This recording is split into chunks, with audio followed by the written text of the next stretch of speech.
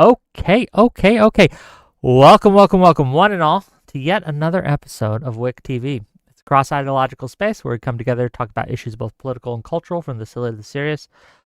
Today, we have a bit of a different show for you. I know we normally do debate panels, we normally do adversarial discussions. Today, we're going to have more of a conversation because I think that with the heightened tensions and the increase in violence in America, we need to have a conversation about how we can live with each other again.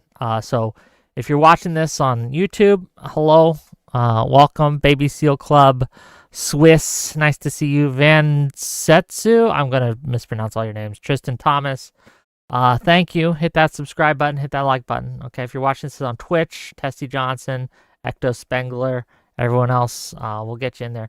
Erudite will be here in about 30 minutes. She's running late, but she will be here. So those Erudite fans who want to see her, give her a few minutes. She'll be a little late, but that's okay. With that said, I want to introduce my guests, or allow my guests to introduce themselves, and then we'll get into the discussion and talk about it a little bit.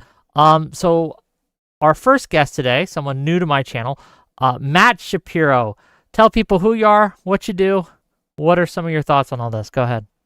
Well, I'm a software developer in my real life, but germane to this discussion, I'm political math on Twitter. I write a Substack called Marginally Compelling. It's mostly about data, but there is a lot about culture, some about art, and I'm in Chattanooga. I've been writing about politics and data for about 15 years, which feels long to me. It's a bit long. 15 years is about probably half the lifespan of most of my audience, but it is what it is. Do you enjoy it? Or do you have fun with it? But I jump in and out of it occasionally. Like sometimes I'll decide that my work is more important. Work is always important. I'm sure my employer is watching, and my work is of primary importance to everything that I do. But it goes in waves, and it depends on what's happening. I was a very much a never Trumper in 2016, and so in the wake of his win, I kind of went a lot quieter because it was like I spent the entire pre-thing being like, he's toast, no way, never gonna happen. And then he won. I'm like, obviously I don't know anything.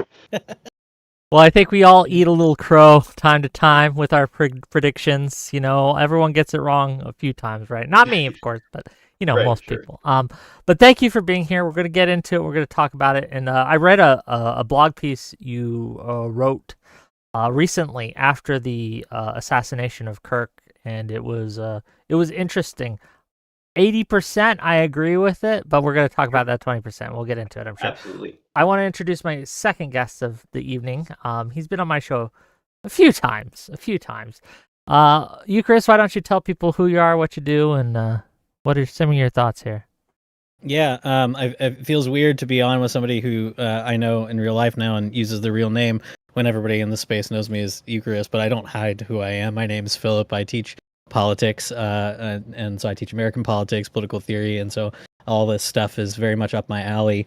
Surprisingly, my students have not really had a lot to say about the Kirk stuff. I've had a few particular students reach out, but obviously all this stuff about polarization, how we talk across political lines. This is like it's my professional bread and butter, and obviously hanging out in a lot of online spaces, which tend to be predominantly leftist, as a sort of diehard conservative. But I would say also, still a never Trump conservative is weird. So it'll be fun to talk to you guys about it, especially in the context of everything going on. I don't know. Yeah, that's all the opening I have. I don't know if you have particular questions to provoke us. Yeah, I got a few. Don't worry, we'll get into it as we go. But I do want to say that I think conversations like this need to be happening more, and the fact that it's become much harder to get people who disagree politically to actually sit down and have something that isn't just like a blood sportsy, yelly, screamy debate,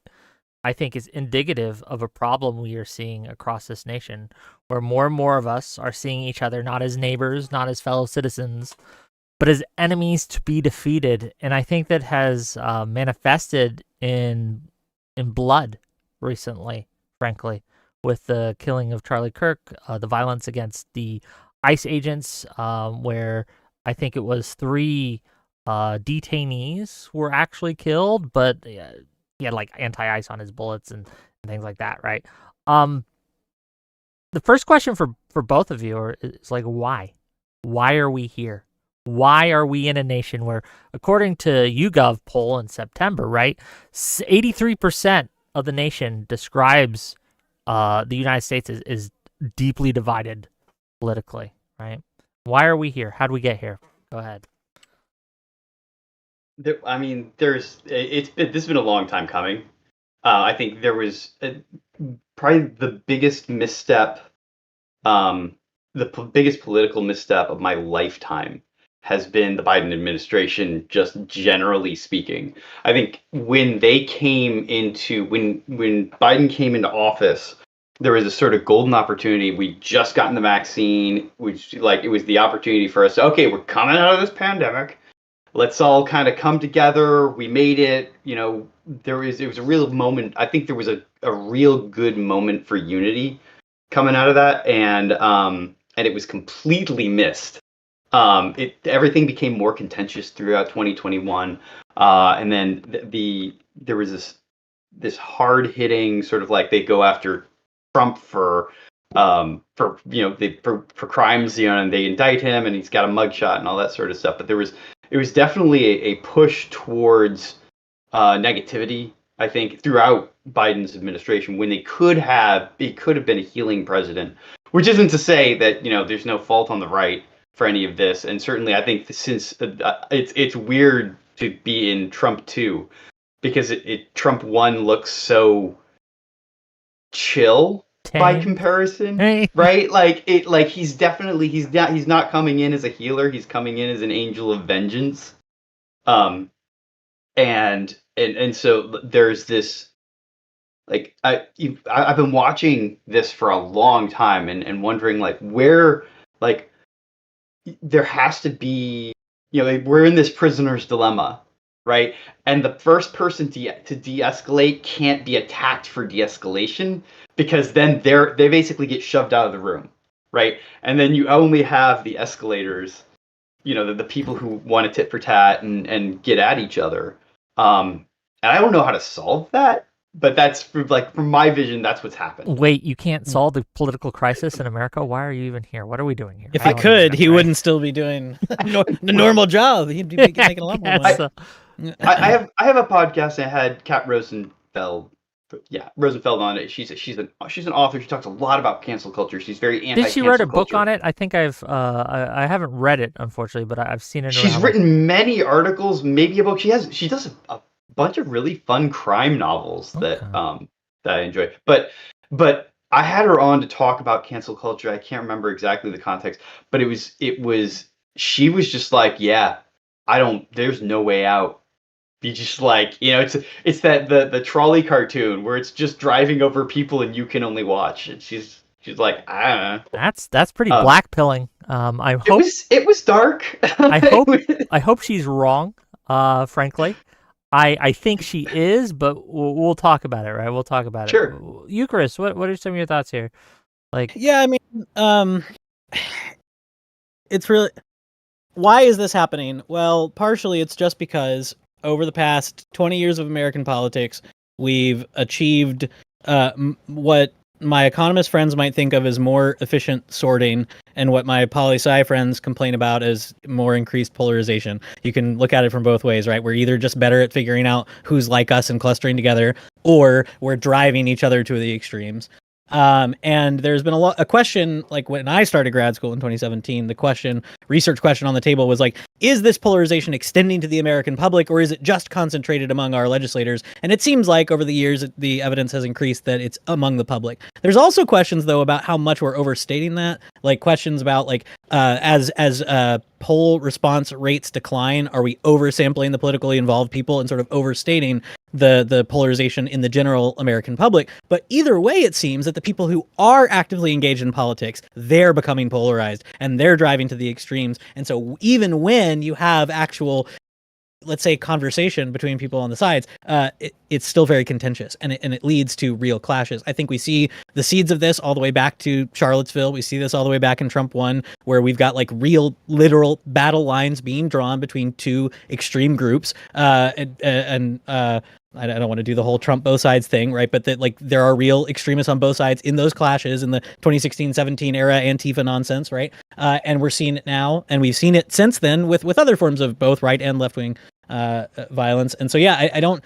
In terms of solutions, mine are probably too romantic to be useful. But in terms of the cause, I think it's just we're getting really good at finding the people who are like us between the internet and political organization, and we're getting really good at making other people mad and becoming very extreme and pushing our respective camps in opposite directions in that way. So when I was growing up, right, my dad was in the military, he's in the Air Force, so we moved around a lot. So I was always around different types of groups of people whenever he was stationed somewhere new, right? And so we were stationed in Hawaii for a little bit, and the people around me were very left-leaning, and we were stationed in Florida.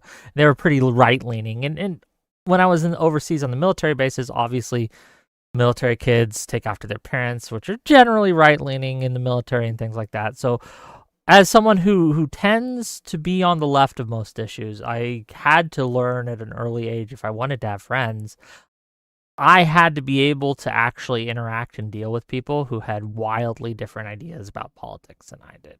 And this has extended to me into my teen years and also college as well, right? I later joined the military myself, right? And again, same dynamic. Most of the people around me have always been right-leaning. So I'm no stranger to getting into yelling matches with people over politics. But I think the difference then than I feel today is after we were done disagreeing, we could still be friends like 10, 15 years ago. I could still be like, okay, fuck it, we're going to go bowling or something after, right? Or we'll go see a movie, or we'll do something else and we'll be fine, right? It doesn't feel like that anymore. It feels like if I have a knockdown, drag out fight with one of my friends over a political issue, that's it. That's the friendship. What has changed? Because I don't know if it's the Biden administration or even Trump in this case, but it seems to be like in the normal citizenry, something has shifted, and I don't know what it is. I wish I could answer that question. I'm not sure either. First of all, am I crazy? Am I taking crazy pills? Am I just seeing things like no? I think it's the circles we run in might tend to be more both politically involved and politically active in a way that increases that feeling. So I imagine, right, that there is a large segment of the American population who day to day goes about their lives and interacts with plenty of people who are quite different from them politically, and it's not a big deal. But the problem with the sort of nationalization of politics, where every major election and issue is a headline, where everybody's arguing about it every moment of every day, both on the internet and in real life, is it feels relevant all the time, and the fights are more common, even if you're somebody who could get along perfectly well with them face to face. And that feeling of it is also exacerbated because most of our life is lived online for a lot of us. So, yeah, at least part of it. I also think there's something it's a little bit of a tangent, but there are fewer cultural touch points that we all connect with. I think about this a lot when I look at entertainment, and especially like television. Like everybody used to watch the same television a long time ago, and so there were a lot of things to talk about. Because we always talk about television and that's it. But right there were more cultural touch points where we all had some sort of shared experience together, and those have been like falling apart, just going away. I don't know. I think my main touch point with most of my IRL friends is church. That's it, right? Just church. And I actually went to a church that I go to a church that is pretty mixed politically, which is a rare gem. But the first church that I went to when I moved to Chattanooga, because I've only been here for 4 years, First church I moved to, there was the pastor in the sermon had some joke about Al Gore, and I'm like, I'm out of here, right? Like I'm not. This is not a. For me, church is not a political place. It's not a place where, like I don't want my liberal friend to be uncomfortable in church. Yeah. Right. Like that's not okay. And so I go to church, but that also is interesting because it has, being of mixed politics, my church has some really uncomfortable dynamics. Like something will happen and everybody's just kind of like looking around. Yeah, I'm really curious. If I'm prying too much and this is too personal, just pop my nose. But after the killing of Charlie Kirk, what was the reaction like? Because I hear all the time, right? And I've seen it a little bit, right?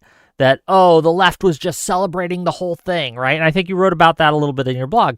But amongst my liberal friends, amongst my leftist friends, right, almost no one was celebrating. There's a few who just didn't care, right? Who's like, oh, well, that sucks. But I didn't really see too much celebrating. How was it in the IRL, I guess you'd say? How? So at my church, it was a little bit tense. The pastor condemned political violence, and pretty much let it go at that. He didn't really dig in on that. But there's a lot of there's tension inside of the church. You can sort of tell that there is, like, people don't want to bring it up. People don't want to have the fight that they've been watching other people have. They don't want to have it with their friends. Yeah, I had the experience of I did have several IRL friends who posted things that I consider to be pretty abhorrent, and I just my instinct was just I'll just unfollow them or mute them on social media. Like I didn't need to make it a big deal. But they were the people that I already knew were like I would consider them like actual radicals in a sense. Like they were people who would self-describe as like anarchists or something. Who like it didn't shock me because I knew what sort of person they were already, and like they're the kind of person who I think has been for a long time making a sort of principled argument that like the kind of stuff that Charlie Kirk was pushing is a kind of fascistic violence in rhetoric and in policy, and so like of course we're not going to be like lamenting that he died, like boo-hoo, like that sort of thing. So I just sort of unfollowed those people. I think in general I would describe it all as tense, right? Not just because like you weren't sure what other people thought about it, but because everybody feels like that person over there could just be like straight up mourning, and I'm like lamenting that like, oh my goodness, like it's horrible that it happened to a guy that I was criticizing yesterday, right? And so it's like the tension to me felt like not knowing how to sort of overcome that divide of like, here are people who felt a real strong attachment to this kid and his family, obviously for, you know, emotionally, especially the reaction to his family. But then the people who were like, but I also just didn't like his ideas and I was openly criticizing him yesterday and now he's dead. Like, that's crazy. Like it's not good. It's not fun. It is weird. So go ahead, please. If you're looking from the perspective of someone who is on the right, sure, and like maybe they've been there for 10 years or so, you're looking at, it looks like a torrent of hate, in part because like a bunch of people on the right have gotten canceled over the last 10 years for like not that bad sort of stuff. Right, like very much lower temperature political disagreements, or and that sort of thing. And so, to just see, I think that it's been interesting to watch the right go on this cancel crusade over the last 2 weeks. Right, we're just like at which we're going to talk about that later, right? But and we should, but when you compare what they what the right has been had coming at them, they see this as like, this is so much worse than what we have seen. I think they would probably compare it to like the Charlottesville Nazi rally thing, right? Yeah. Except this is distributed across across the country, and it seems to someone on the right to be more mainstream. I guess I wonder how much of that is being fed to us on purpose, right? Like there are bad actors out there, I think, on all sides, who are accelerationists, right? Who just want things to get as bad as they can, as fast as they can. It's been weird as someone who does podcasts, streams, and stuff, to, after this horrific event, just watch my numbers skyrocket and my money skyrocket. And it's weird. It's a weird feeling because it's horrific at one end, but then you see like my money, like I made in a week what I make in a month, and you're like, and so Yeah, go ahead, please. Sorry. Well, no, I was gonna say I think too, like, speaking of the sort of like cancel campaign or whatever, we can get into that later. But if you go look at some of that, like that website that was created to highlight the people who are praising Charlie Kirk's death, a lot of those people, their TikToks, like their following was minuscule at the start of this, right?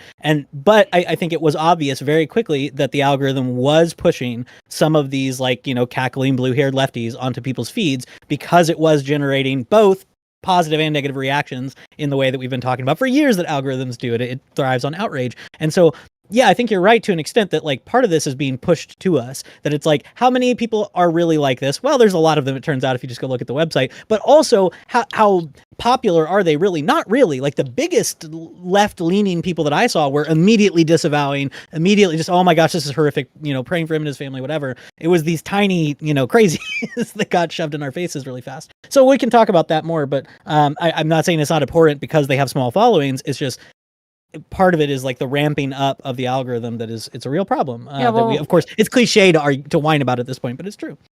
Cliche or not, right? We deal in truth here, right? I think that the reason I bring this up, right, and the reason that I think it's important to talk about is because I do think that we are divided, but we are less divided than a lot of people would have us believe. I think that the narrative that the other side is the enemy and that we have to stop them or they'll kill us or take away our rights or whatever. I think that sort of rhetoric, that sort of kind of demonization of the other side has gotten so bad. And I confess, I'm guilty of it to some extent, right? I am guilty of this to some extent, especially when I see things that I really do feel are like, wow, this is an actual threat to my freedom of speech. This is an actual threat to my freedoms as a United States citizen.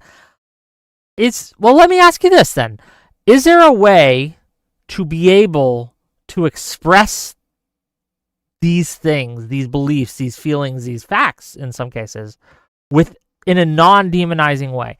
If I believe, which I do, that I think Trump is the greatest threat to free speech that we've seen in a long time, is there a way to say that's not going to paint all of the right as demons that we have to destroy? Or is it merely uttering that fact enough to turn up the temperature? Because it feels wrong not to say it if I believe it. Does that make sense? Mm-hmm. Sure. It's a real struggle to identify the bad thing, right? Because like one of the difficulties, and I wrote something just the other day, like we do not have any incentive structure to drive calming people down, right? And it's not just the algorithms. When people do bad things in government, they just get away with it. They just do, right? And sometimes it gets stopped, so they get away with it for a while, and then they are forced to stop getting away with it, but they're never punished for what they got away with, right? And that's a problem. I think there's this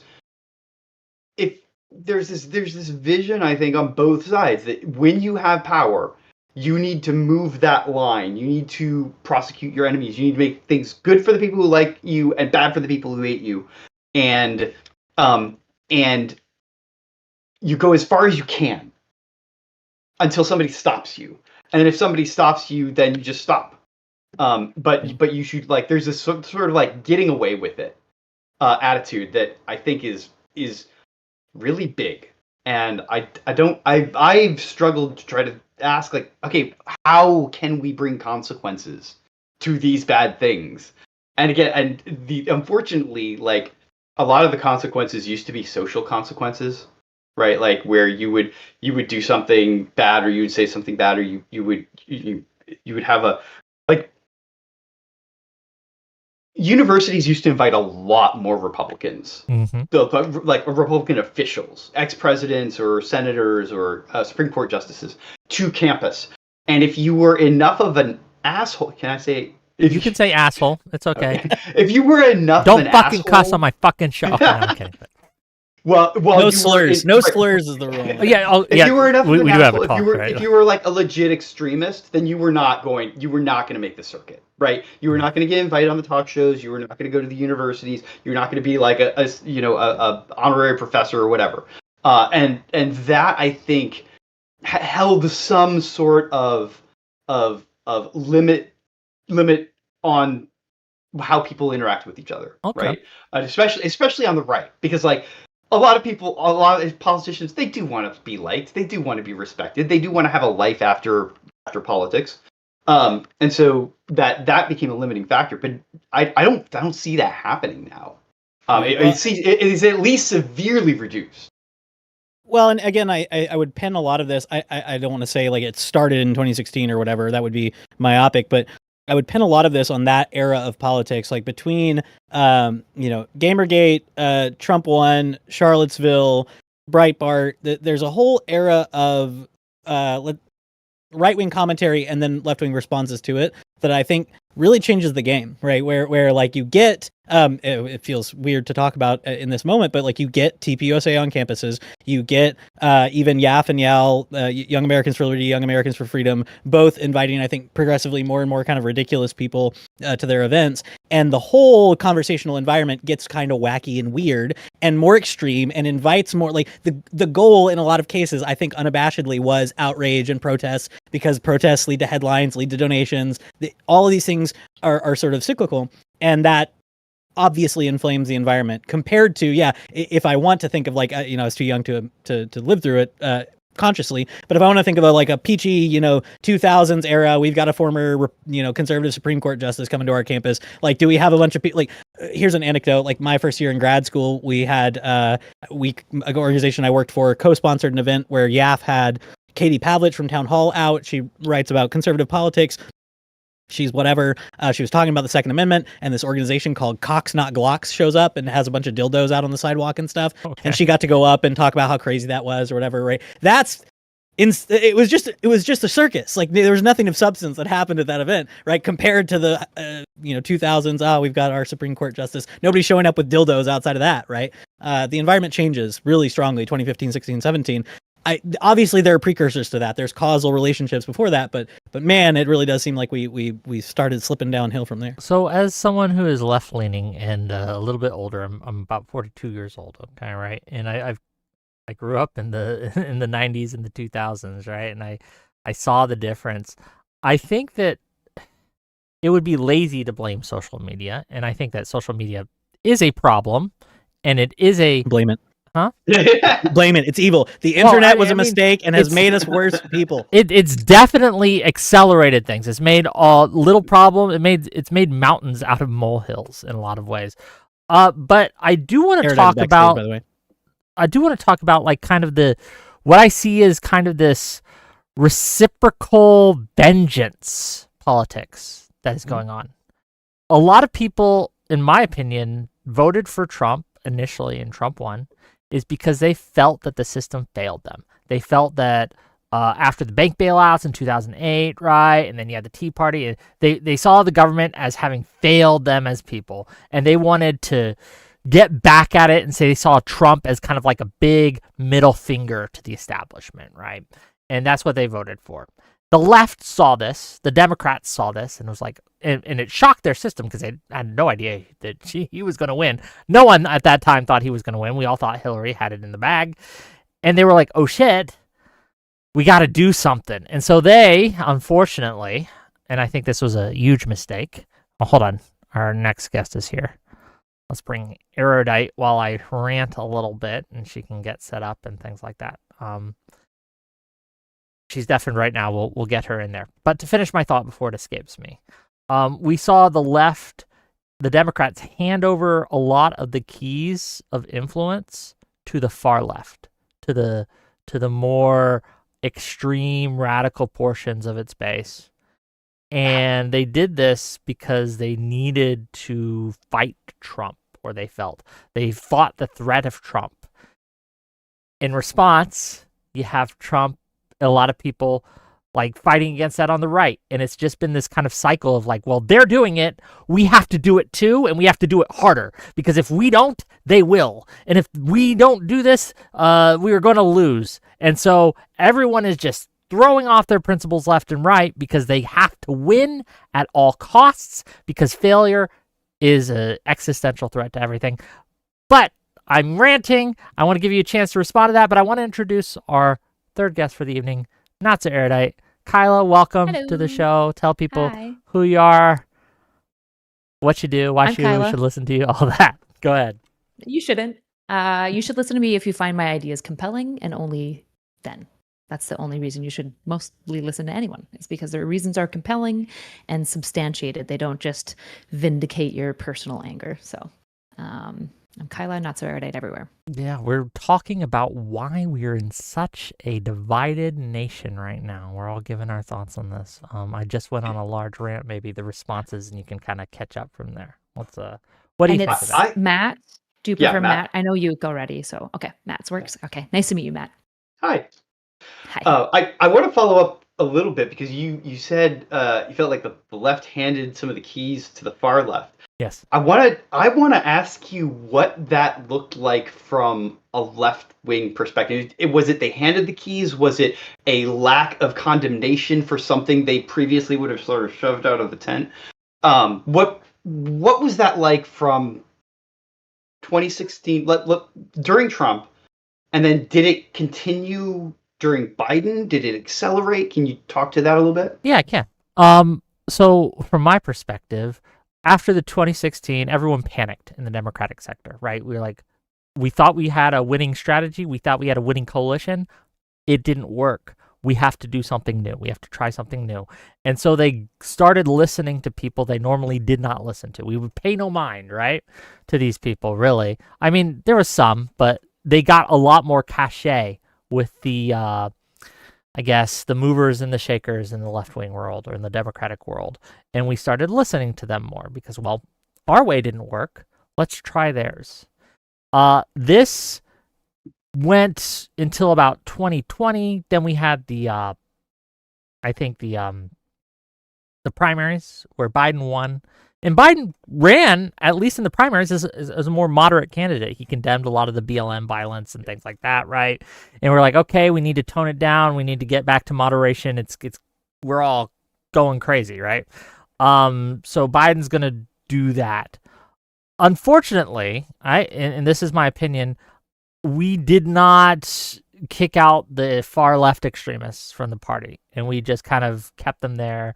And we thought, okay, well, they helped us win in 2020, and so we're going to just keep them there. I think that was a mistake, in my opinion, and I think it's cost us. But, that's my... Does that answer your question, sir? A little bit. I feel like there's a bigger story to be told about this, but like if we had like 3 hours, right? Sure. If that's not the topic of this, I understand. It's interesting and curious for me to sort of see that from another perspective, because it felt like what you're talking about, like the Biden and the sort of like the 2016 Democrats feel like this sort of the omniparty, right? Like your standard bread and butter elites, right? And then the far left doesn't feel like that. They feel very erratic, right? Much more anarchistic, right? And it felt a lot of times during the Biden administration like if Biden was like really there and really making the decisions, I think it would have gone differently. But you had a bunch of people who were sort of out of sight, who like we didn't know their names, right? They were making these much more left-wing decisions sort of under the radar, where they could make those decisions without a lot of scrutiny. And I don't know, it feels like the Democratic Party has felt like it's got a handle on things, right? They can, if they want a nominee, they can get that nominee out of their voters, right? Man, I and wish the those. Democratic Party had it together like that. I'm going to be real with Well, you. but Like, it seems like they mostly did. Like, right? They mostly like they managed to Bernie Sanders. I mean, because a lot of times you forget it. Like Hillary Clinton really had to fight Bernie Sanders off in 2016 in the primary. Like it wasn't a huge fight, but she did have to fight him off. And then when Biden was in the primary, there was this week where like 4 people dropped out for like no reason, right? Like they were it, and they were all sort of like the moderate. It was like Pete Buttigieg and Amy Klobuchar. And from my perspective, watching that, oh, for the I was 2020, you watching. mean, primary? Yeah, Yeah, 20 in yeah, yeah. 2020. Yeah, and from my perspective, watching that, I was seeing what looked like a real fight, a real race between Biden and Bernie Sanders, and with the possibility that Bernie Sanders could be nominated. But then all the Yeah, after other Super moderates Tuesday, dropped after, out, and what was it? it Yeah. yeah, it felt like that was it's like it looked like that was the larger party being like, no, no, no, no, no, don't do that. Well, I'm sure Um, that, look, I'm sure Biden, right, made some calls behind the scenes to get them sure. to go. But that's just politics, right? That's Biden just crime standard politics. family. All right. Right. I do take issue like with the and I hear this a lot from the more left kind of voices that, oh, they stole the nomination from Bernie back in 2016 and they stole it in 2020. And I remember at the time, because I voted for Bernie in both primaries, by the way. I voted in 2016 primary, I voted for Bernie. In 2020, I voted for Bernie. Um, I'm glad he lost though, because I've seen since the people he was going to have in his administration, like the Brianna Joyce Gray and all that, and I'm like, and the Nina Turners, and I'm like, oh man, we dodged a bullet there. Uh, but yeah, I do think that that is overplayed. That the Bernie didn't have the shot that a lot of people want to say he did, but that's just kind of neither here nor there to Sure. the question of the panel at hand. Erudite, have you gotten kind of a handle on things enough to kind of chime in on your thoughts on why we're so divided and Nope. things like that? I have no idea what we're talking about. It Okay. seems like you guys were in a bit of like an esoteria, which is totally fine. I'm just kind of Yeah, waiting for like that's my the fault. regrounding in the meta. No, All that's right, totally fine. I'll I reground it. figured I'd Go wait. ahead, I'll reground Eucharist. All right, so there was a causal question earlier of just like, why does it feel like we can't have these conversations without it feeling violent? Like you said, a long time ago, it used to be I could have a political disagreement with my friends and I could walk away and it felt fine, right? So I'm going to be super cliche, right? And a lot of people in social and political commentary spaces will talk about this idea of what are called third spaces or third places. And I don't think we ever really flesh it out enough.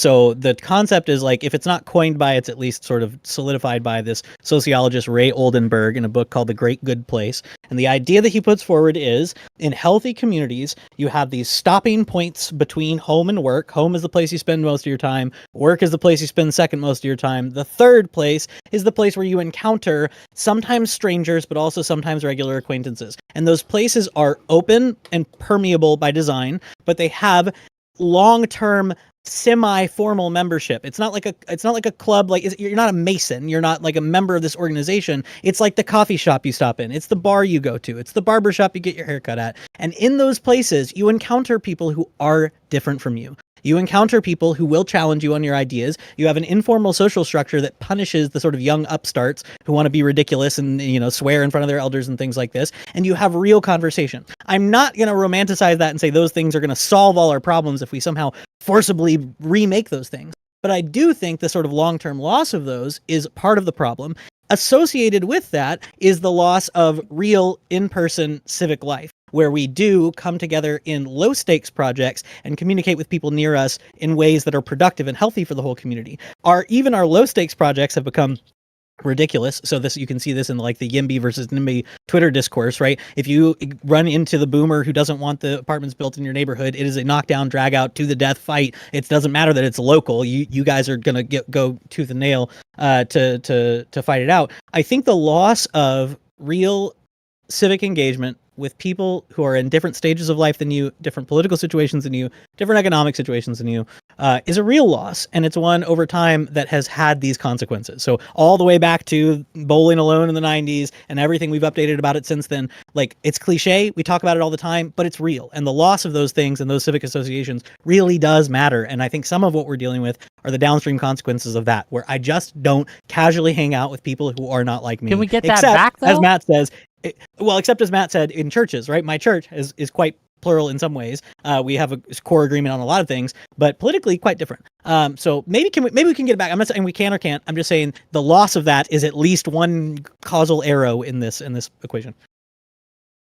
It makes sense. I don't think I disagree, but the question is, like, I don't know if we can rewind the clock and get that kind of space back, not with the digital age we are in, right? Where more and more people are just spending their time and getting their socialization online.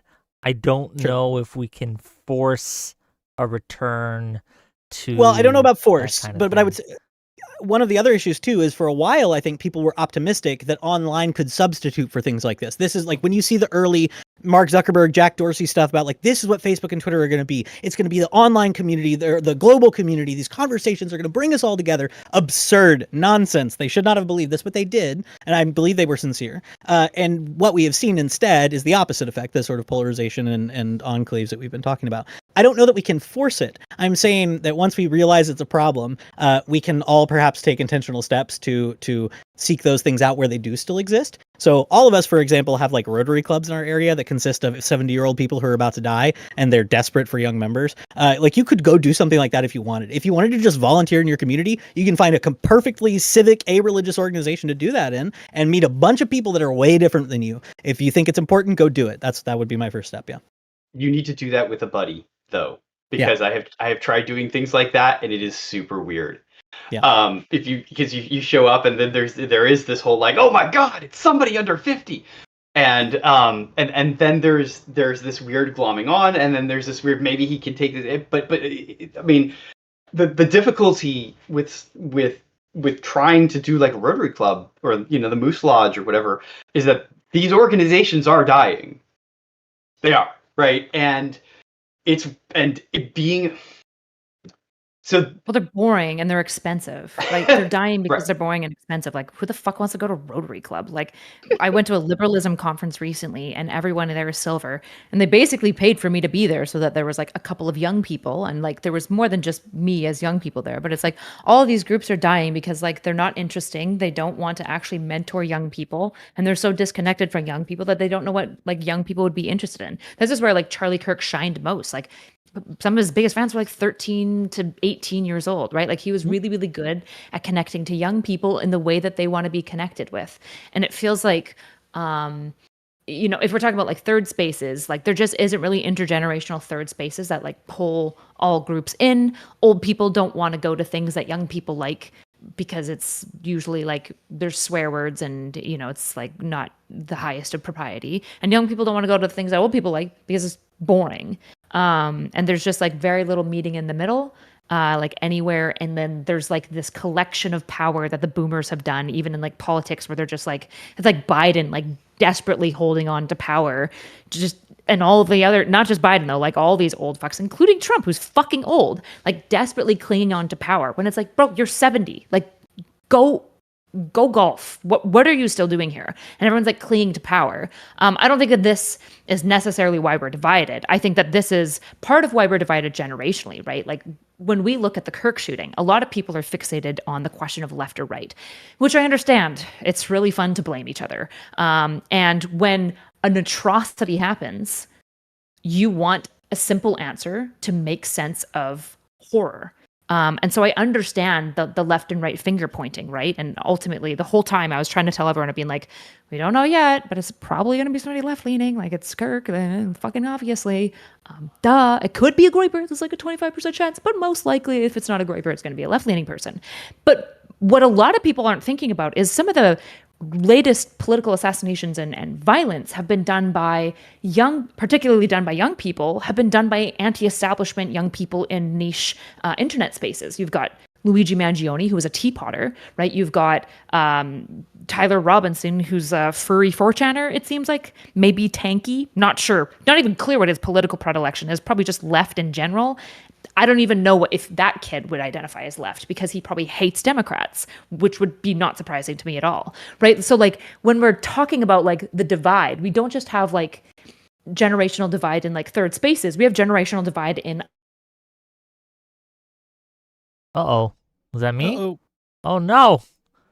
To most 22-year-olds than left versus right. This is why you can have a Helldivers 2 server that has tankies and groypers playing the game together and teaming up on like the establishment liberal about Jews, right? Like they're like both in agreement about Jews. And this is unironically happening all the time. And nobody's thinking about the fact that like anti-establishment violence is one of the most common through lines. If you even look at the last history of the century of political violence, it's oftentimes anti-establishment, left or right. And so like when we're talking about the divide, it feels like we're not even talking about the language of the culture. We don't even know who we're talking about right now because nobody's even thinking populist versus establishment, which is important on top of left and right, on top of anarchy versus, authoritarian. Yeah, that's fair. I'm forgetting the title of the book. It came out a couple of years ago, but it tracks like the sort of heyday of political violence in the 60s and 70s. And one of the points it makes is like there was a period of time in the 70s where there were an average of 5 politically motivated bombings a day, usually on unoccupied spaces, after hours kind of things. But it's just an insane number of insane amount of political violence from, probably vaguely anti-establishment, anarchist, left and right sorts of political groups. So I think it's a fair through line, right? It's one of the things that's frustrated me about all the fallout from the Kirk stuff is the assumption that any of this violence can be like cleanly categorized, right? So a lot of the people online are paying attention to these like weird esoteric pagan-y radicalization groups that are like, some of them are trans right-wingers who hate Jews, and like it's a whole mix of nonsense because it's a bunch of irony, poison, nihilism. You shouldn't expect it, because most of us are not. You should not expect it to be ideologically coherent. You shouldn't look for like it's just the Dems radicalizing these kids. It's a little bit more pernicious than that in a lot of cases. There's a couple ways we could take this. I want to start, at least at first, by talking about something that you wrote in your blog recently. What was the title of it? It was The Dignity of Charlie Kirk. I read that. I think it was Substack. It's not a blog. Yeah. It was a blog. Substack blog. Look, I don't know. I'm old. I'm posting about his kids and showing you his favorite cookie recipe. Fair enough. Okay, I apologize. Look at me. Slightly I'm more intellectual than a blog. Okay. Am I being struggle session right now on the term here? I don't know. It's fine. It's fine. But you this and a few tweets I've read, you keep talking about this idea, and I think you mentioned it earlier, about holding people accountable, about consequences, right? About consequences for people who do these kinds of things. Do we think, like, when you say, I'll just ask, when you say consequences for people who celebrated the death, what do you mean? Can you elaborate? So, especially with the celebrated the death thing, there are consequences that I can have on this, and for me, those consequences are like, all right, there's a threshold of dignity that you have to give people, and if you're not going to give that to them, we're not talking anymore. Okay. Right, and that is a bipartisan thing, right? Like I personally have tolerated that for a long time because I want to talk to people. I like to talk to people. But if we're coming at this space where you're like, well, no, he didn't even deserve to live, then we're like, you've crossed a line for me that I'm like, nope, we're done. I don't want to hear anything else you have to say. If you're extending that out into cancel culture, it gets a little bit more hairy because people have different opinions about what they can work with and that sort of thing. And in my blog post, I talked about teachers, and I don't know if I talked about medical professionals. I'm a little bit less people around kids, things like that, right? But I do, I would be an academic in another world, right? I got a master's degree. I enjoy academia. I've spoken at universities. I enjoy intellectual conversations. It was clear to me when I was in my 20s, back in the aughts, that I was like, as a conservative, and I was like, not even, I was like pro marijuana, I was pro gay marriage. So I was like pretty far left righty, right? But it's clear that this was not a place for me, right? This entire world of academia, university academia, was just not a place that I was going to ever fit in, and so I shouldn't even try, right? That's weird to me, and I'm tired of it, and I've about had it with this sort of like really powerful monoculture of academic university setting. It's huge. There's an enormous amount of money, and it's incredibly. It's not even necessarily incredibly left wing as so much as it's just like there's a range of opinions you can have, and outside of that, you're just not. People are afraid to talk, right? Yeah. Like, can I bounce off of that? And I sent Wick and Erudite something I should have sent to you, Matt, but a friend of mine has worked for some time for a large medical technology company and then a different company. And he was describing to me recently how most of his career, there's been the companies themselves the people are by default Democratic leaning, at least, if not more extreme. And then beyond that, just like the work environment is such that there's the people who are more left-leaning feel quite comfortable sharing their opinions and beliefs. And then people that he knows at the same company who are more right-leaning, not, extremist even. This isn't like the meme that's like, which rightist beliefs? Oh, you know the ones. It's not like that. It's just like, I'm just slightly more conservative, or like I'm religious or whatever. They feel more inclined to withhold their beliefs. One of the things he's described is that since the Kirk shooting, he's had to watch people that he works with actively like restrain themselves and shut their mouths in a way that is quite different than how they were used to, because they're seeing the consequences of people praising the assassination. They're having to realize, oh, there may be consequences if I speak my whole mind. And he's like, this is how I've had to live, my whole career. And so I don't think he's necessarily like glorying in the cancellations or whatever. It's just like now you sort of know what it's like. And I think that's a fair feeling to have, right? So from the academic world, tech world, any industry you work in that is generally more left-leaning, from his perspective, it's just like, well, yeah, that's what I've been doing the whole time. So maybe it would be a better world if we all just kind of shut up. Maybe it would be a better world if we all could share our minds and not feel reprisal for it. But right now, like, you're experiencing backlash, and I'm not gonna like wring my hands about it. Yeah. I had a recent thought. I was talking with somebody about the Jubilee that had the far right, like open fascist Nazi people. I can't remember if they identified as Nazis or fascists. Probably Fascist, all of them. yeah. Fascists, okay. And there were so many people that were so upset. They're like, this is disgusting. Look, the world we're at, that fascists feel comfortable coming out publicly. But I just cannot shake all of the data from the Gab study and follow-up studies that keep showing the same thing, which is that if you take extreme opinions and you silence them, particularly on the internet, the internet exists, right? It might have worked. The social order might have worked before the internet, where you could just like be like Beatrice, like fucking chill, like stop saying like racist shit, right?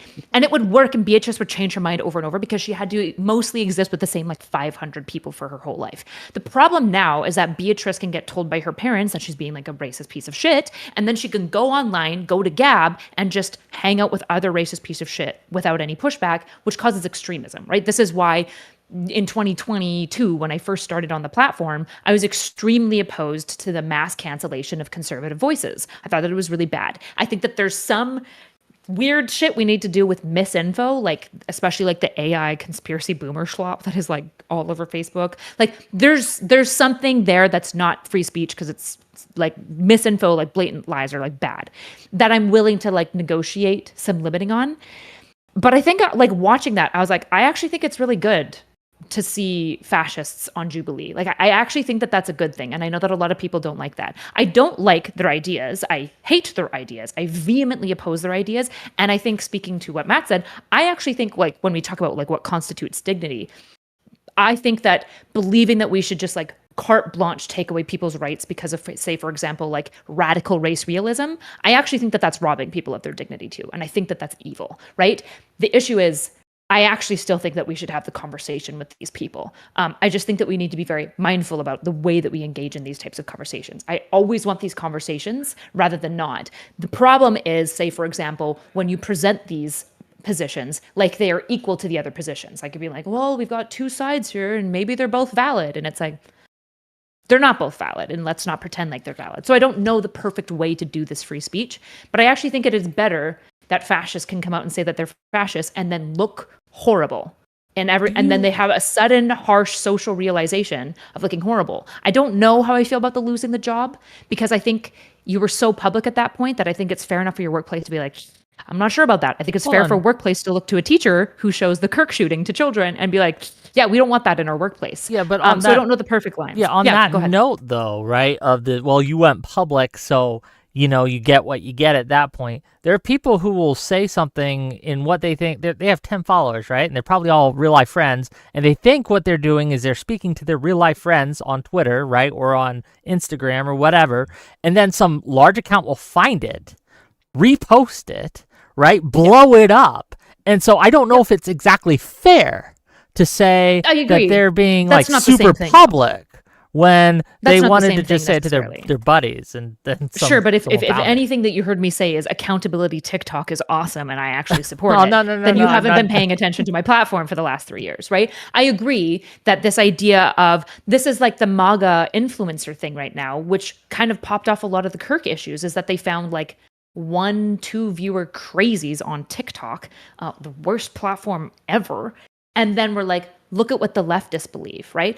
And it's like, it's this crazy gaslighting where I'm like, I don't know how many people actually believe that. I don't know how many of these people that are liking it are bots. I also don't know how many people weren't sure how to feel until they saw enough leftists being popular celebrating Kirk that then went, oh, I guess I can feel that way. And then they leaned into that. If that video hadn't been blown up by MAGA initially and Russian and Chinese bots, which is a whole other conversation, just fucking nuke them, get rid of them. Why are they there? The stuff that's blown up by MAGA, at least, I don't know. I don't know what the solution is here, but I absolutely don't think accountability TikTok, where they dox people, is warranted. But I think the wild west of the internet is in like a growing pains state, and I don't have good prescriptions. I only have like philosophical thoughts about like, how do we balance these things and questions we should be posing right now? Okay, Matt wants in here. I'm going to give it to Matt, and I have some thoughts. He's more important. I have thought about this a lot because I have years of conversations about this, mostly talking about like, okay, how back when it was mostly people on the right being canceled, right? And a lot of them being canceled for really, really lame stuff, ultimately. Mm-hmm. I kept trying to throw ideas against the wall, and I kept getting punched down by David French, which was infuriating. But it was this sort of thing where I'm like, okay, like I'm fine with like let's come up with a social contract, like write it out, what is acceptable and what is not acceptable, and we could add to that list. That's fine. But if we could come to some abstract, like, okay, in the workplace you can't say this. Or one of the proposals that I thought I liked because I came up with it was like, you don't like come to this agreement. We don't fire people for social media. They like we give them a 6 weeks, right? Like if somebody if you get blown up, if you become the internet character of the day, then you go take your stuff, go silent for 6 weeks, and then we can reevaluate from a like we're not going to fire you. We're going to put you not necessarily on a leave of absence, but just go be quiet for a while. Would you apply that to the people celebrating Kirk? I would have been happy to do that if we could have come to that agreement in beforehand. The thing that I'm not happy to do is say, okay, I am going to start applying this thing with my fingers crossed, hoping that this comes back at me in a good way. Because it doesn't. It never does. You see the problem here, right? Like both sides are thinking, we're in a prisoner's dilemma. That's the problem. Neither of us can back down because the other side's going to do it to us. So we have to keep doing what we all consider to be a harmful thing to society, right? Because I agree. I agree with Kyla here. I agree with you. I agree with you, Chris, that the mass cancellations of the 2020s, the 2016 and onward, again, it's something I was yelling at leftists for a while, for most of my career, like, this isn't going to go well for us. When the shoe gets on the other foot, it's not going to go well for us. Every weapon you build now is going to be used against you. And now I'm seeing the right do exactly what I thought they would. And then I think to the right, like, yo, you know that it's not going to stop. Like, you're not going to punish the left so much that they're suddenly going to stop. They're just going to want to do it more. The right does not expect it to stop. The right expects that the next time the left comes into power, they are going to have to fight for their lives. I mean, that is an exaggerate. They're going to have to fight for their job. They're going to have to shut up or get fired. That, like, they expect that. But that's someone on the right.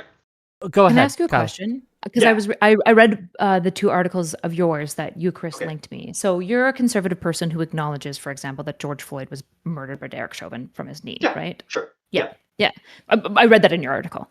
Okay. I don't know what to do with situations. So on MAGA, what seems like happens when it comes to self-accountability, because I think both sides have to have a high level of self-accountability, right? That's part of what we're asking for here, especially in such a low trust situation, is when something happens where there's violence done, essentially, that violates the left in some way. It's something we care about. The George Floyd killing, right?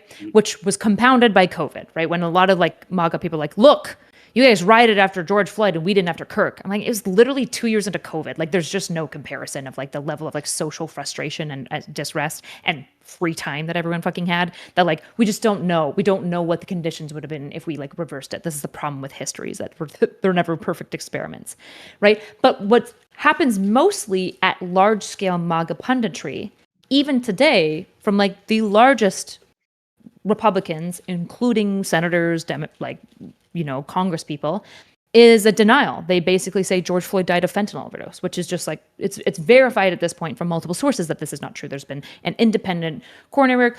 There's no equating. So it seems like a lot of times, or the Hortman killing, right? When the Hortman killing happens, the left, mostly the main response I saw from the left was like, that's really awful and not good.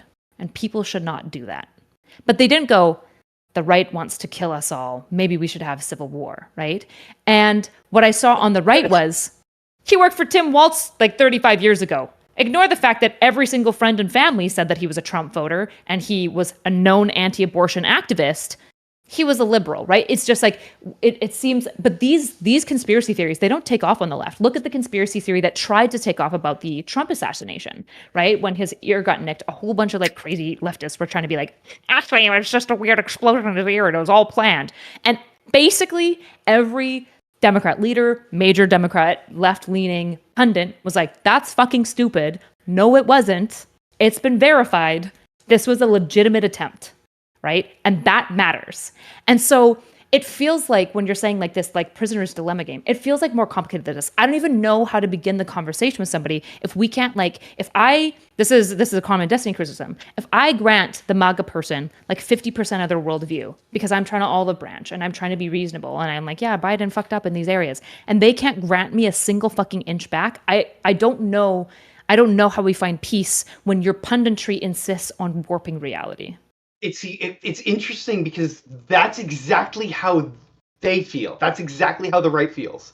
Is that they put an olive branch out there that they feel like. I mean, because you're talking about like the Hortman killing, right?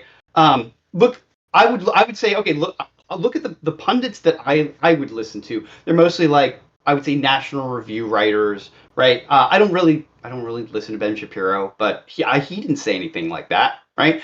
Ben Shapiro's the one good guy. He usually isn't too bad, but I think even he did some weird shit with trying to get Derek Chauvin out. Like, he literally did I think it was Ben Shapiro who did like a 4-part series about how Derek Chauvin is innocent, we should get him out, and like just like conspiracy mongering about Derek Chauvin. Right. And so I think the question with self-accountability is, I think that's a really interesting question, because who, like, is that accountability for me and my group of people, or like, is there another, like, where's the accountability coming from, right? Who's the top, and how do we do a top down on this? Because there isn't a top, right? Like, these groups are operating as like satellites around the cause. I mean, that's very simplistic, but there's somewhat of a top, right? You guys have Trump, who is aiding You and can't abetting. control any of these people. Yes, Hold on. You don't think Trump, if he said today, right? If he went and he talked to like Matt Walsh or Steven Crowder or or Tim Pool and said, "Hey, cut the shit. This isn't true. Stop it." You don't think they'd listen to him?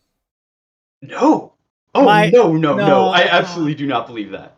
This might be a place where we disagree strongly. He just fired the prosecutor. He just fired a prosecutor because they wouldn't prosecute Comey and Letitia, and then just replace them with somebody who would be an empty air sack who would do these things. Like, okay, maybe that's top down, right? Like, that's top down, but that's got a structure, right? There's an institutional structure into that. The media ecosystem doesn't have a structure. Didn't we right? see a little bit of this with the Epstein stuff though, where like as soon as Trump and Cash and people started saying, "Oh, it's not a big deal, it's a Democratic hoax," like Kirk, before he was shot, actually walked it back. But there was one episode where he's like, "Well, I trust my people in the administration. They say we should shut up about it. We should shut up about it." He did walk that back the next day, but he did go on air and say, "I trust them. If they say we should stop talking about it, we should." So I agree. It's not as cleanly top down, but there is at least a clear path of influence. From the left's perspective here, really, since we're doing perspective, as if Trump says it, the next day, no matter what they had said the previous weeks, the main influencers, and even the minor ones, even the MAGA people that I have in my community, will change their position and pretend like it didn't happen. And it's the most mind-fucking thing in the world to be like, weren't you just arguing the exact opposite last week? And you're like, it's frustrating is all I'm going to say, but go ahead. Okay, so then I would turn that around and say, there is a structure of a self-accountability. Again, let's talk about universities. Why do we have so many university professors who are calling people fascists, who are that's also bad, yes. Right. But what how would self-accountability work? Are we going to tell who on the left? I'll give you my prescription. I'll give you my prescription right now for how we can make sure that the left doesn't fall into these things. What we need to do is anyone who is coming in with these like anti-establishment conspiracy theories, we should never give them an inch of any influence with any kind of senator, with any kind of congressman, with any kind of actual political figure on the left. We should keep them out of the DNC, right? We should keep them out of our official places like that. I can't force them out of the universities. But what we can do is there's great organizations that the Democrats, I think, should absolutely get on board with and support, like fire.org, who goes to these universities and does protect the rights of conservatives. So I think that like as a Democrat, if I see someone on my team, quote unquote, being unfair or trying to censor someone on the right, my duty is to stand up for their free speech rights, and that to create that norm. Like, I will go against my team to protect the rights of someone on the other side who I disagree with. I think that's a good norm that we can establish. And when we talk about keeping people accountable, I just won't vote for someone who doesn't do that. That's my and I thank you for that. I think that's really good. I think there's and I'm going to say one thing that my Twitter account is where most of my stuff happens, and it is, if you want to talk about accountability, it is the most infuriating thing to have a large Twitter account with an audience that leans in a certain direction. Because I've said a couple of times during this current wave of cancellations, like, don't go after like this person. There's a lot of like, this person was insufficiently sorry about the thing they said, right? Like Stephen King, right? He says something, people yell at him, and then he comes out with like, I thought was a very good flat out apology for it. But if you're in a big account, for big account situation, you should look at my retweets on that. It's like 10.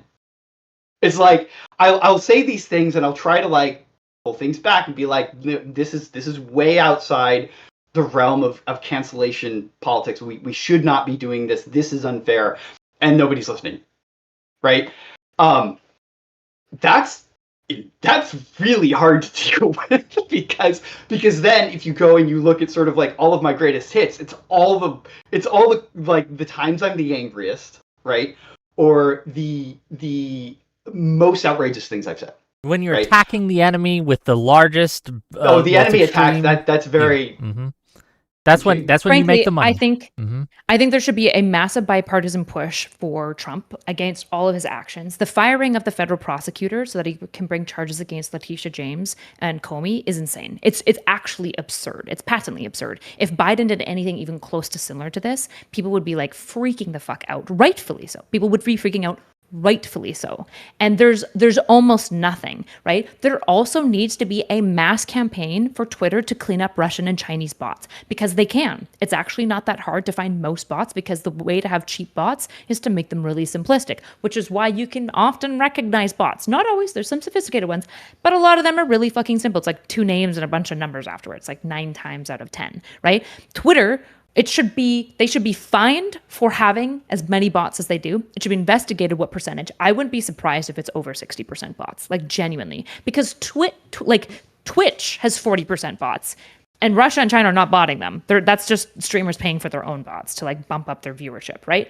Right. So part of the issue that you're running into, and these pundits are running into, particularly on the right, not exclusively, but right now it's pretty insane on the right, which is bot engagement. They are saying the most divisive shit that they possibly can to get bot engagement, and then the lemmings underneath them, not all of them, because not every single conservative is a lemming, but a lot of them read that and go, well, a whole bunch of people liked that tweet, so I guess that's generally what we think, because there is social pressure to just agree with your peers after long enough time. You can watch this in like Reddit, right? One person will have like a critique of a content creator in like H3, and then suddenly a whole bunch of other people start to agree, and suddenly the whole community starts to shift against that content creator, despite the fact that it actually started with like one guy and a couple of likes, right? And so these things grow and morph into people's beliefs. So bots should be removed. There should be bipartisan pushes to remove bots. There's also no excuse for the Senate to be meeting with Discord, Reddit, and Twitch?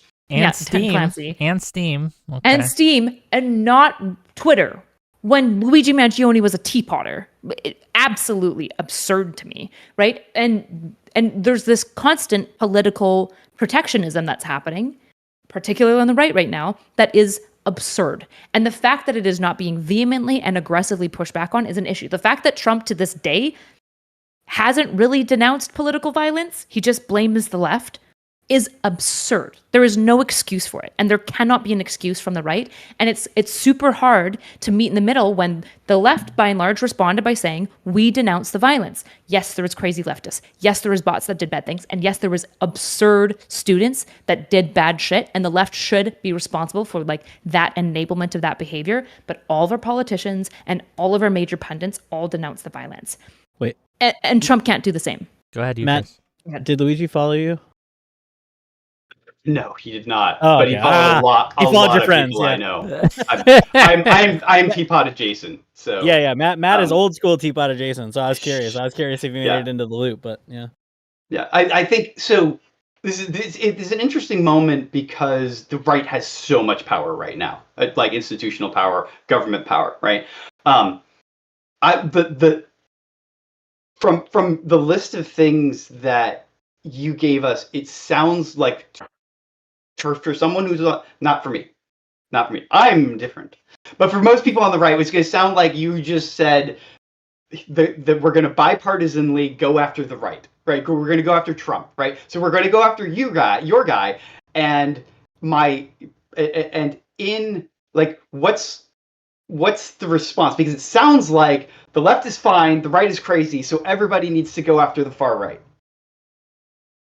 I mean, isn't there multiple investigations that were done into Biden, multiple investigations done into Clinton, that I believe by and large, Biden didn't prosecute anyone for doing any of the investigations into him. Like, I think that it's good that people did investigations into Biden. I think it's good that people did investigations into Hillary Clinton. And I think the like email leaks was bad. And I think it was something that needed to be looked into. Right. And so it's like, is that insufficient? What do you think would be needed from the left? Here's an example. And it's a little bit of a topic switch, but Jimmy Kimmel, I saw the FCC guy goes after Jimmy Kimmel, says we can do this the easy way or the hard way. That's a threat. They pull him. Blah blah blah. Ted Cruz went after that. He said that was outrageous. Rand Paul went after that. Said that was outrageous. The next day, I don't know. I'm truncating my timeline so much, but the Google comes out and says, oh yeah, actually we bent to Biden's political pressure and we canceled a ton of people on YouTube. We destroyed their accounts, we censored them, we shouldn't do that anymore, right? It was also Trump.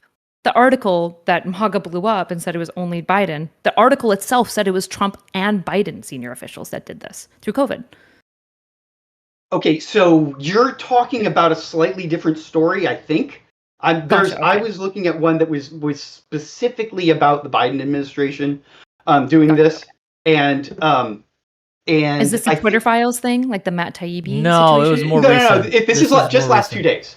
Okay. This is like just the statement that Alphabet released about this. Yeah, just like a week ago, maybe 2 days, something like that. Like 2 or 3 days ago. It was and the difficulty that I have is that, like, first of all, this is a really big deal to me, in part because I saw this happening at the time, and like I was really panicking about it, because it was not misinformation, people. It was like really normal baseline moderate conservatives who were talking about COVID, and not any crazy stuff. And so like I was kind of getting a little weird about it. Yeah, I believe that. I believe that entirely. Cancel culture was for sure aimed against conservatives. There's just no question about that. And it's like this admission, like just from you, is really nice to hear, because I don't hear it anywhere. I didn't hear it at the time. I tried to make my case very, very reasonably that this is really outrageous and we really need to be upset about this. And like here we are, 4 years later. And what I got out of that is like, okay, yeah, we did that. Well, right? Here's to be fair, I was I started in 2022. I mean, I know Wick has had the same position as me. Mm-hmm. Wick and I have been pushing against this forever. We're just not big enough content creators to have that sway. But like we've been principally consistent on this forever. To be honest, it's as I'm sure you probably feel, it's very frustrating to be a principally consistent person, because it means that you're going to get in trouble from everyone at all times. But on top of that, when people are principally consistent, we just like have this weird issue where we don't like really support each other very well. Like every single conservative, for example, after this fallout of the Kirk stuff, my close friend, Destiny, has said lots of really bad shit, things that I disagree with. Specifically, optically, he just won't denounce political violence, but then just will everywhere else, but won't for Piers Morgan, right? And said something about like conservatives being killed. But everything I looked into, I haven't looked into it closely. It seems like it's been clipped out of this thing. Regardless, not shit that I would say, not shit that I believe in, not things that I agree with, right? In response, I have vehemently said, that's bad, which has led to DGG feeling negatively towards me. Not all of DGG, but a large portion of it, which is fine. That's expected, right? And in response, we've got people like Rob Noor making multiple videos about when I'm calling out the left, by the way, calling me a deranged liar, adding me constantly. I had a side break-off like channel server of my Discord just talking horrible shit about me constantly, despite the fact that, again, I'm not Steven at all. In fact, I've explicitly disagreed with Steven.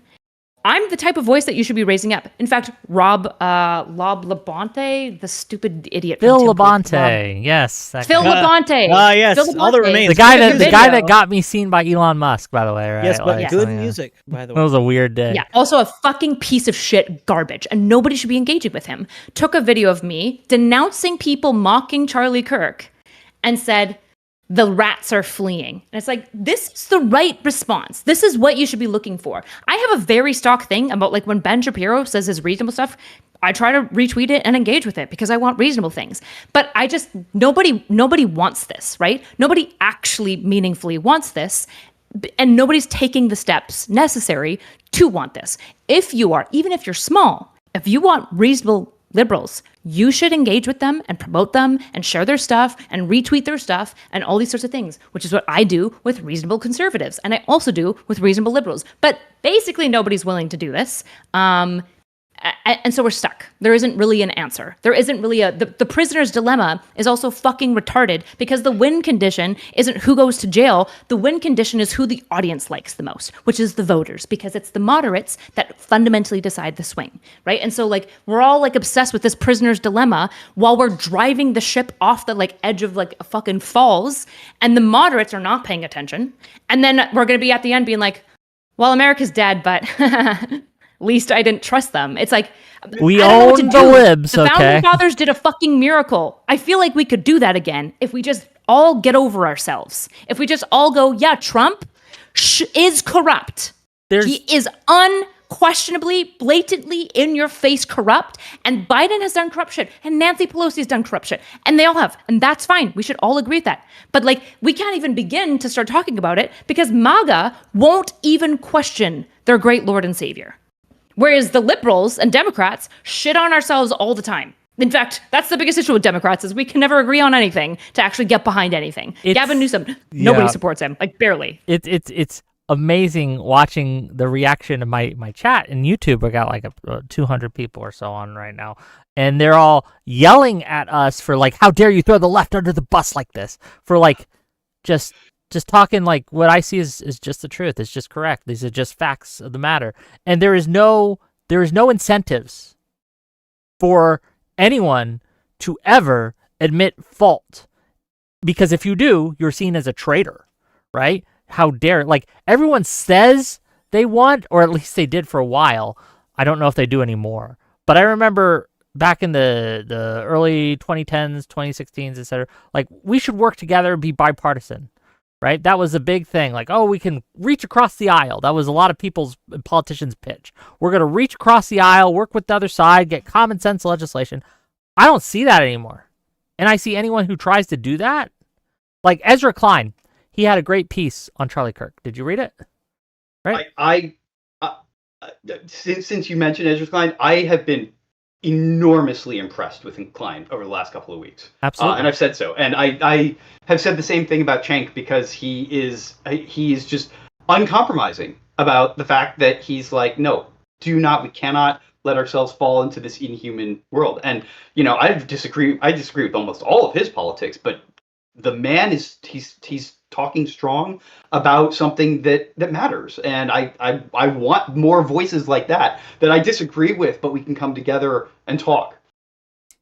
And it's funny too on the other side, and I'm sorry to reference my chat on this too, right? Like, the left will get mad at me when I refuse, but the right will say, well, why don't you denounce Destiny? Even though most of my content of late has been fighting Destiny, right? Fighting against his things. And because I don't want him to like get arrested and have his fingernails pulled out, I'm somehow, oh, you're just a Destiny simp. And there's these two mindsets from like a rock and a hard place, right? That you just can't get out of. Ezra Klein, as I mentioned, has been excoriated by people on the left for, how dare you say these nice things, right? But as anyone on the right I see try to give an olive branch to the left, Ted Cruz was excoriated by a lot of people, like, oh, you're just a useful idiot for the left. How dare you say these things, right? And both sides are increasingly getting into these purity spirals where we're not allowed to even have these conversations. And I want to fix that. It's part of why I'm having this conversation, right?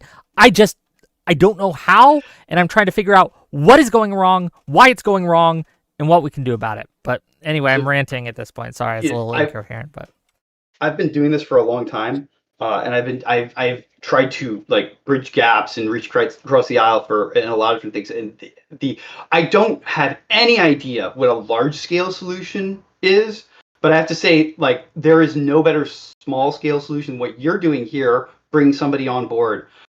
Making friends and talking person to person is so important. And it's not like, I don't know how much that's going to impact the culture, but it impacts our hearts in a really important way. And I would never say, you can't be friends with Destiny anymore, because I don't know your relationship with him, right? Maybe you, maybe it doesn't matter, because like I want there to be open. I would love for there to be open conversation to people that I can't talk to with people I can talk to, right? So that we've got a couple of degrees of separation. So at least someone can say, I don't agree with that, but I know a good person who does agree with that, and I want to make their case for them, right? That I think is that requires something on a personal level from each of us, right? And it's and it's hard. Especially if you're the type of person who gets emotional about things, which I do. So Nothing wrong with being emotional, man. I do too. I get passionate, and that scene, like, there it's you hard. go. That's a better one. I think Eucharist mentioned earlier the people, or maybe it was Kyla, about a lot of these violent people being irony poisoned, right? Just being extremely nihilistic, however you pronounce that word. I'm terrible at pronouncing words. Technically nihilist, but so yeah. No, yeah. fine. It's just kind of this idea that everything is so bad that it can't be fixed. And I'm hearing this more and more from what I could consider reasonable people, that there's no way out of this. We're stuck. And if that's true, I really fear for what's coming, right? Because if that's true and there's no way off this ride, what's next? I don't even know. But go ahead, please. I guess, can I ask you like the elephant in the room question? Did you vote for Trump? Me? Yeah. Not in 2016 and not in 2020, but in 2024 I did. Do you feel like he has violated your vote? I didn't feel like I had much of a choice, and I honestly will defend that. And here's why: is because I saw I basically went non-political in 2020 because COVID happened, and I became a insane focus on the data, focus on what's happening. I was monstrously pro-vaccine.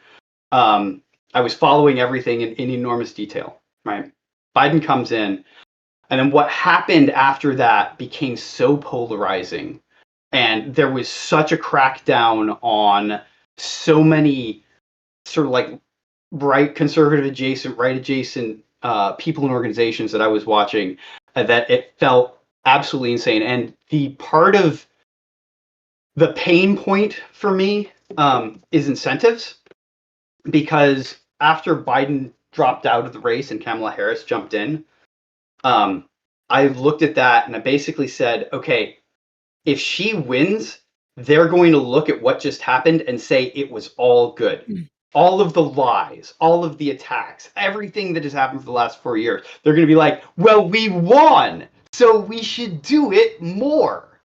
And I think we'd be looking at a very, very different world for conservatives, for people on the right. I think they'd be in a bad place if Kamala had won. I don't think she was going to moderate. I think we were looking at a really far left administration that does a lot of attacks on, like, I mean, to me, they're moderate right groups like Moms for Liberty, right? Moms for Liberty is called an extremist group by the SLPC, and I know people in these groups. They're moms. They go to schools and they try to get they try to influence school board elections. Like, to call that an extremist group is kind of nuts. And my vote for Trump was a vote against all of this shit that had just happened. Despite knowing like the plan for tariffs, like the greater like economic and like his nasty relationship with allies, like eroding allyship and relationship with our allies. If you want me to defend Trump now, you're not going to get a lot out of me. Well, that's what I'm trying to understand. If you voted for Trump, do you feel like that was the wrong choice? Like, if you knew what was going to happen? I guess no, because I feel like I was being presented with an absolutely impossible question, and I was voting against these bad, very bad things. I don't think Alphabet and Google, I don't think they would have admitted to censoring Republicans if Kamala Harris had won. Right? Probably not. I think they would have doubled down on it. And I think that I couldn't at the time, if we're being honest, I was kind of expecting Trump to do a little bit more of Trump version 1, which was substantially less insane than what's happening now. So you assumed he was lying, basically. You were like, well, he's saying he's doing insane shit, but he's probably going to be lying. Well, most people, did you think he was going to do the tariffs? Probably. He's crazy. He does all sorts of crazy stuff. I guess. Gotcha. I guess to kind of jump in a little bit, right? Like, I understand worrying about some of Kamala or the left's policies and things like that. I understand that, but if you are saying I was presented with an impossible choice, and again, I'm not here to struggle session you here. I want to make that clear, right? But it's just wild to me to think, okay, yeah, you're concerned, rightfully so, about the Google and the interference by the government on Google. That's bad. But what Trump is doing with Perkins Coie and lawsuits against, what was it? The 60 Minutes, the FCC going after the licenses, broadcasting licenses of their enemies, like that seems worse to me, right? Like that seems like, okay, if I care about like government interfering with people's free speech, even if I grant you everything on Biden, that was bad. Sure. Trump is just ratcheted it up, and it's like taking it to the very next level. And I just don't. I guess I just don't fundamentally understand why you still think that Kamala would be worse.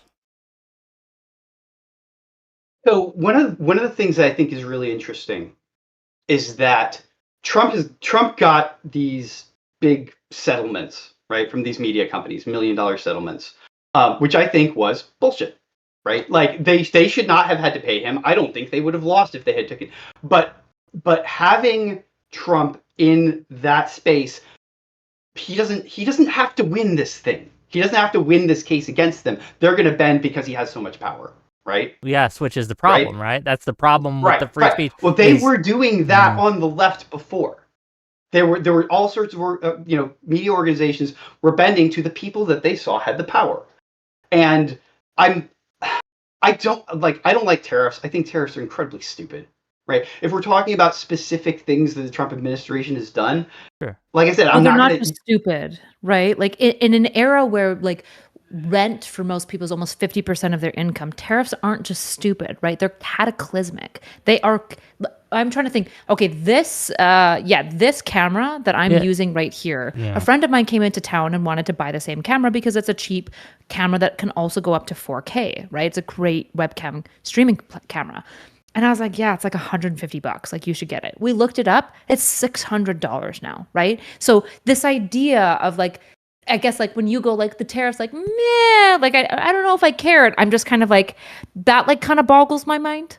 Like the only excuse I can even give people for overlooking the tariffs is just not understanding economics, right? Which I guess maybe I'm being wrong by assuming. I'm assuming you understand economics well enough to know that like how disastrous this is going to be in a state where we have so much inflation, right? Like, I just don't get it. It feels like you're just looking to every working class person around you and being like, yeah, fuck you. I don't care. Well, just real quick, just before you respond, I just want to make sure, like, we are going to move off this in a minute because what I don't want is this to turn into like, oh, how dare you voted for Trump session, right? I don't want that, right? I take it. Yeah. So I think the struggle session is great, personally. So first of all, I agree with you.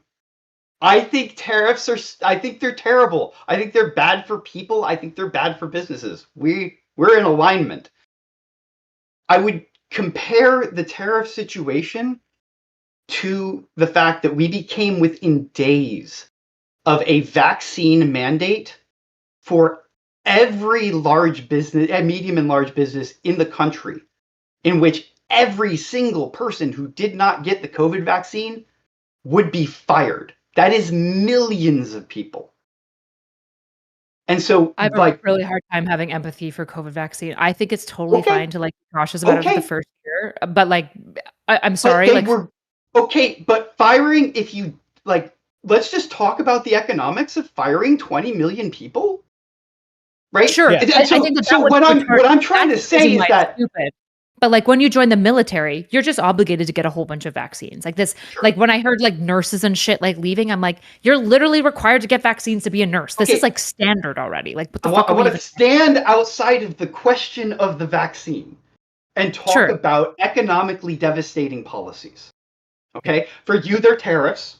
For me, they're vaccines. This vaccine thing, and I have to take these two things, both of which are calamity making and assume that Kamala Harris has her own calamity-making systems, some of which they tried to push in and got pushed back by the Supreme Court. I mean, like I said, days before it went into place.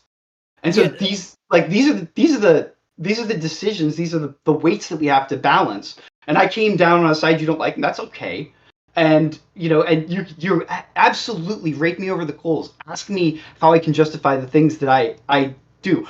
I don't need you to justify the vaccine mandate. Maybe you will, maybe you won't. I don't care. You can vote for Kamala and think that the vaccine mandate was bad. The thing, so I actually think that there's lots of reasonable answers for why people voted for Trump, right?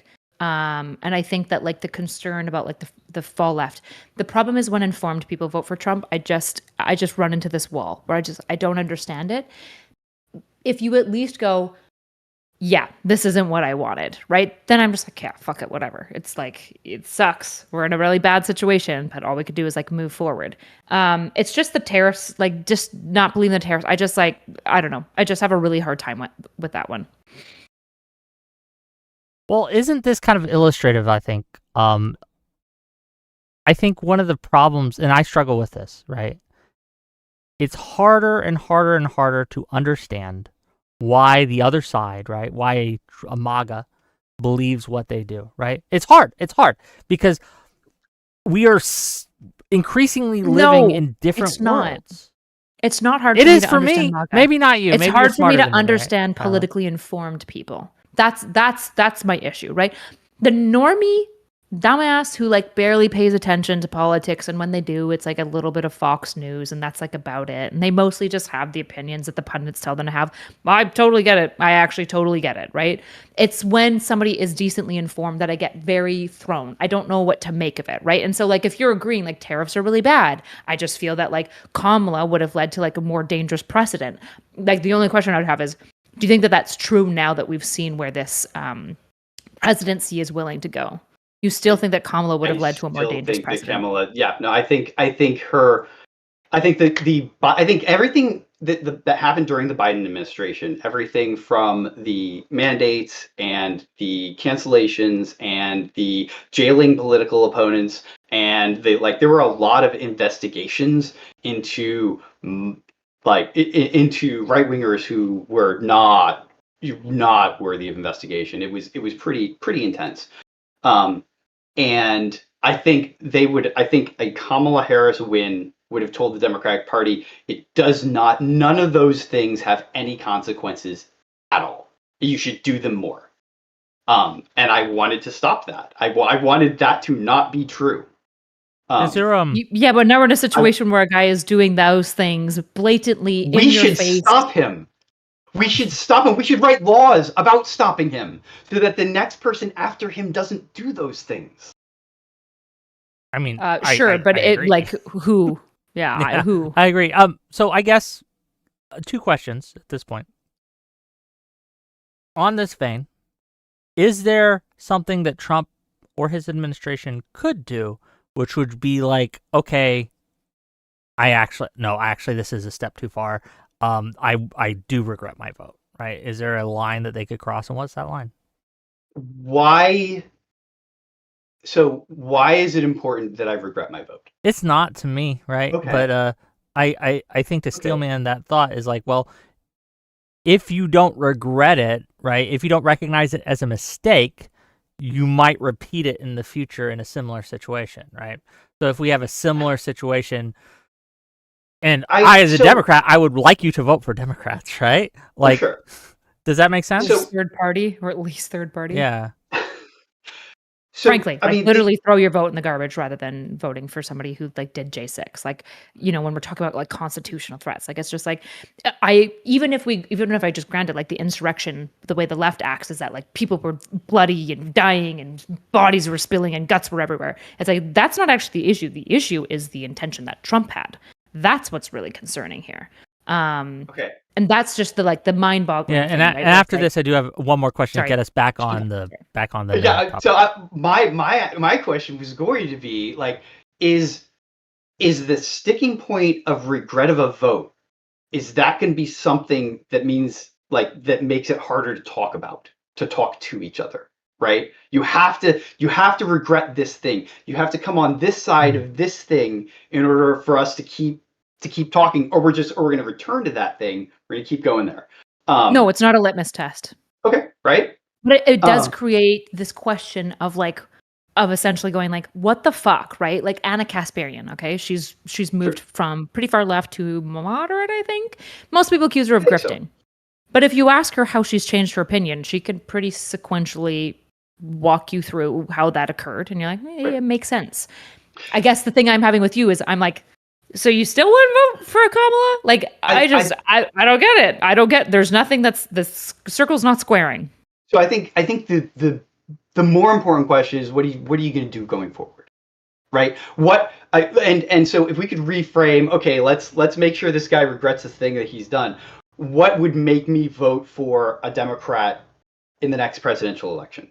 Well, I don't want you to regret what you have done necessarily. I want to understand if the thinking structures that led to the first issue won't lead to the second issue. And I'm trying to understand the thinking structures that like prioritized things like Kamala Harris maybe not being a moderate, though her policies and her VP presidency, which suggests that she might actually have been moderated with the Liz Cheney pair up as well, right? Fair enough, versus tariffs and J6, right? That's what I'm trying to understand. And so it's like, okay, well, you did that vote, and this isn't the presidency that you're looking for, but you're still pretty sure that if Kamala happened, we would be in just as much of a constitutional crisis, I think, question mark? Or maybe you don't agree that we're in a constitutional crisis, right? So it's like, if you don't agree that we're in a constitutional crisis, that's more of a sticking point for me where I'm like, oh, fuck, well, I don't know. Things would be bad, but differently, right? I don't know. It's really you think we would be in a constitutional crisis with Kamala? I think fundamentally you have this vision of what would have happened had Kamala won, and I have a very different vision of what would have happened if Kamala won, right? And my vision is really bad because but the question is, are the visions equally valid? That's the real question here, right? Right, and I think my vision was valid because I watched really carefully for 4 years while Biden did a lot of things that I thought were really, really outrageous, and I worried enormously about validating that, right? Like my vote for Trump was not a gimme, right? It was something that I thought about, but watching this complete, especially watching this immediate shift from Biden is fine to Kamala's our new nominee was really shocking to me. Because, and I'm not going to lie, I lost money on that. I thought there's no way Biden's the nominee, that I put money down on that because I thought there is no way that the Democratic Party is going to kill their nominee. Right, like in the middle of the campaign. That's never going to happen. Maybe outline for me. What's something Biden did that's more scary than what Trump intended with J6? Okay, so now we're talking about J6. Yeah, because that's, I think, like the worst thing to point to with Trump, right? Like his first presidency, I think most people were actually kind of deranged. It was pretty milquetoast, right? And then he did Project Warp Speed, which was like fucking awesome. But he pulled out the TPP, which was like bad, you know. But J6, you can look at that and be like, this guy like wanted to delay the ratification of the vote. Like, that's a really big deal. Sure. Like a big deal. That's a really, really, really big deal. And pressured Georgia and called people to like try to pressure things. Like, destroyed Freeman's life over this. Like, crazy shit happened. Right. So that, to me, why I'm pointing to J6 is I think that is the most awful thing that happened with Trump's first presidency. I thought people were pretty deranged about Trump's first presidency. Then J6 happened. I think the way that people talk about it being so bloody is very silly. But I think what he intended is constitutional violation. Sure. I think what he did was despicable, right? But what's comparable for Biden? Because you're saying, well, I think Biden did so many awful things. So what is the constitutional violation you feel that Biden did? Just to understand. I think the entire sort of gist of the Biden administration was pushing harder and harder and harder on these constitutional rights and privileges, like the pressuring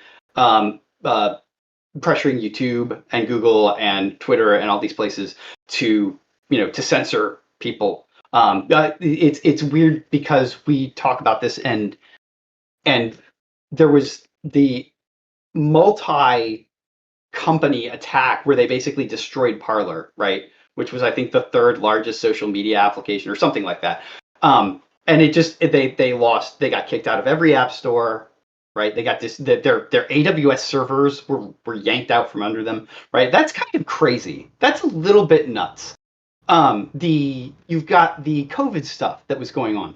There was one example. I mean, we should not talk about COVID because I will never stop.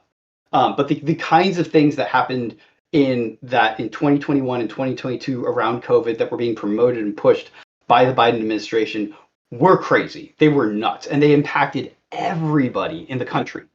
I think a lot of the Great Awakening stuff, right? I was working for a company where conservatives were getting fired in 2022 and 2023 for things they were saying in their private lives that were then being dragged out and thrown up on the internet, and then they would get fired at a very large company, right? I look at all that cultural stuff plus the Google pressure and COVID.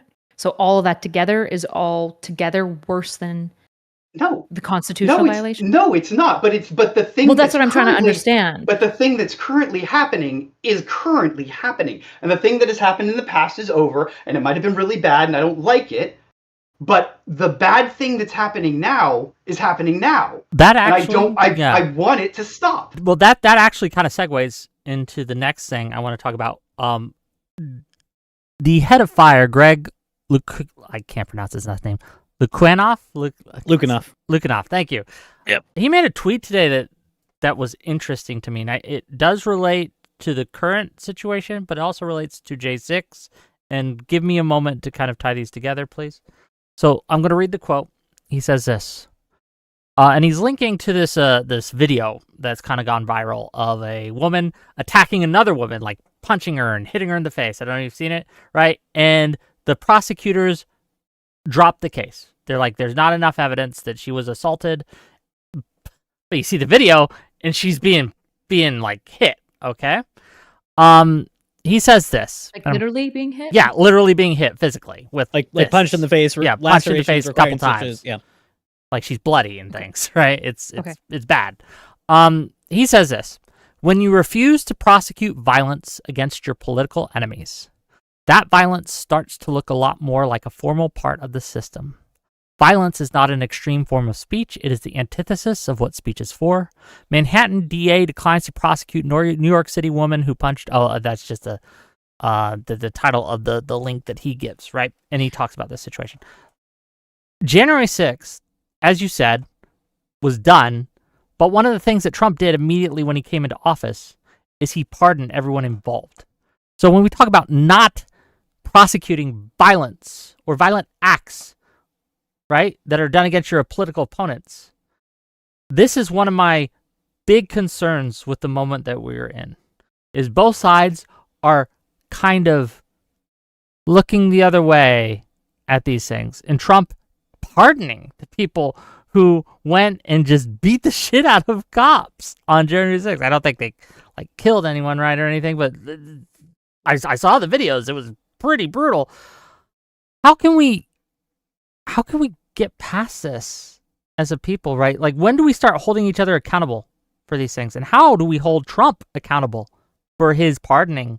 And how do we hold this DA, apparently in Manhattan, that refusing to prosecute this other woman who punched a pro-life activist? Like, how can we stop this cycle that's happening where both sides are like, well, they're not going to punish their enemies or punish their side for doing it.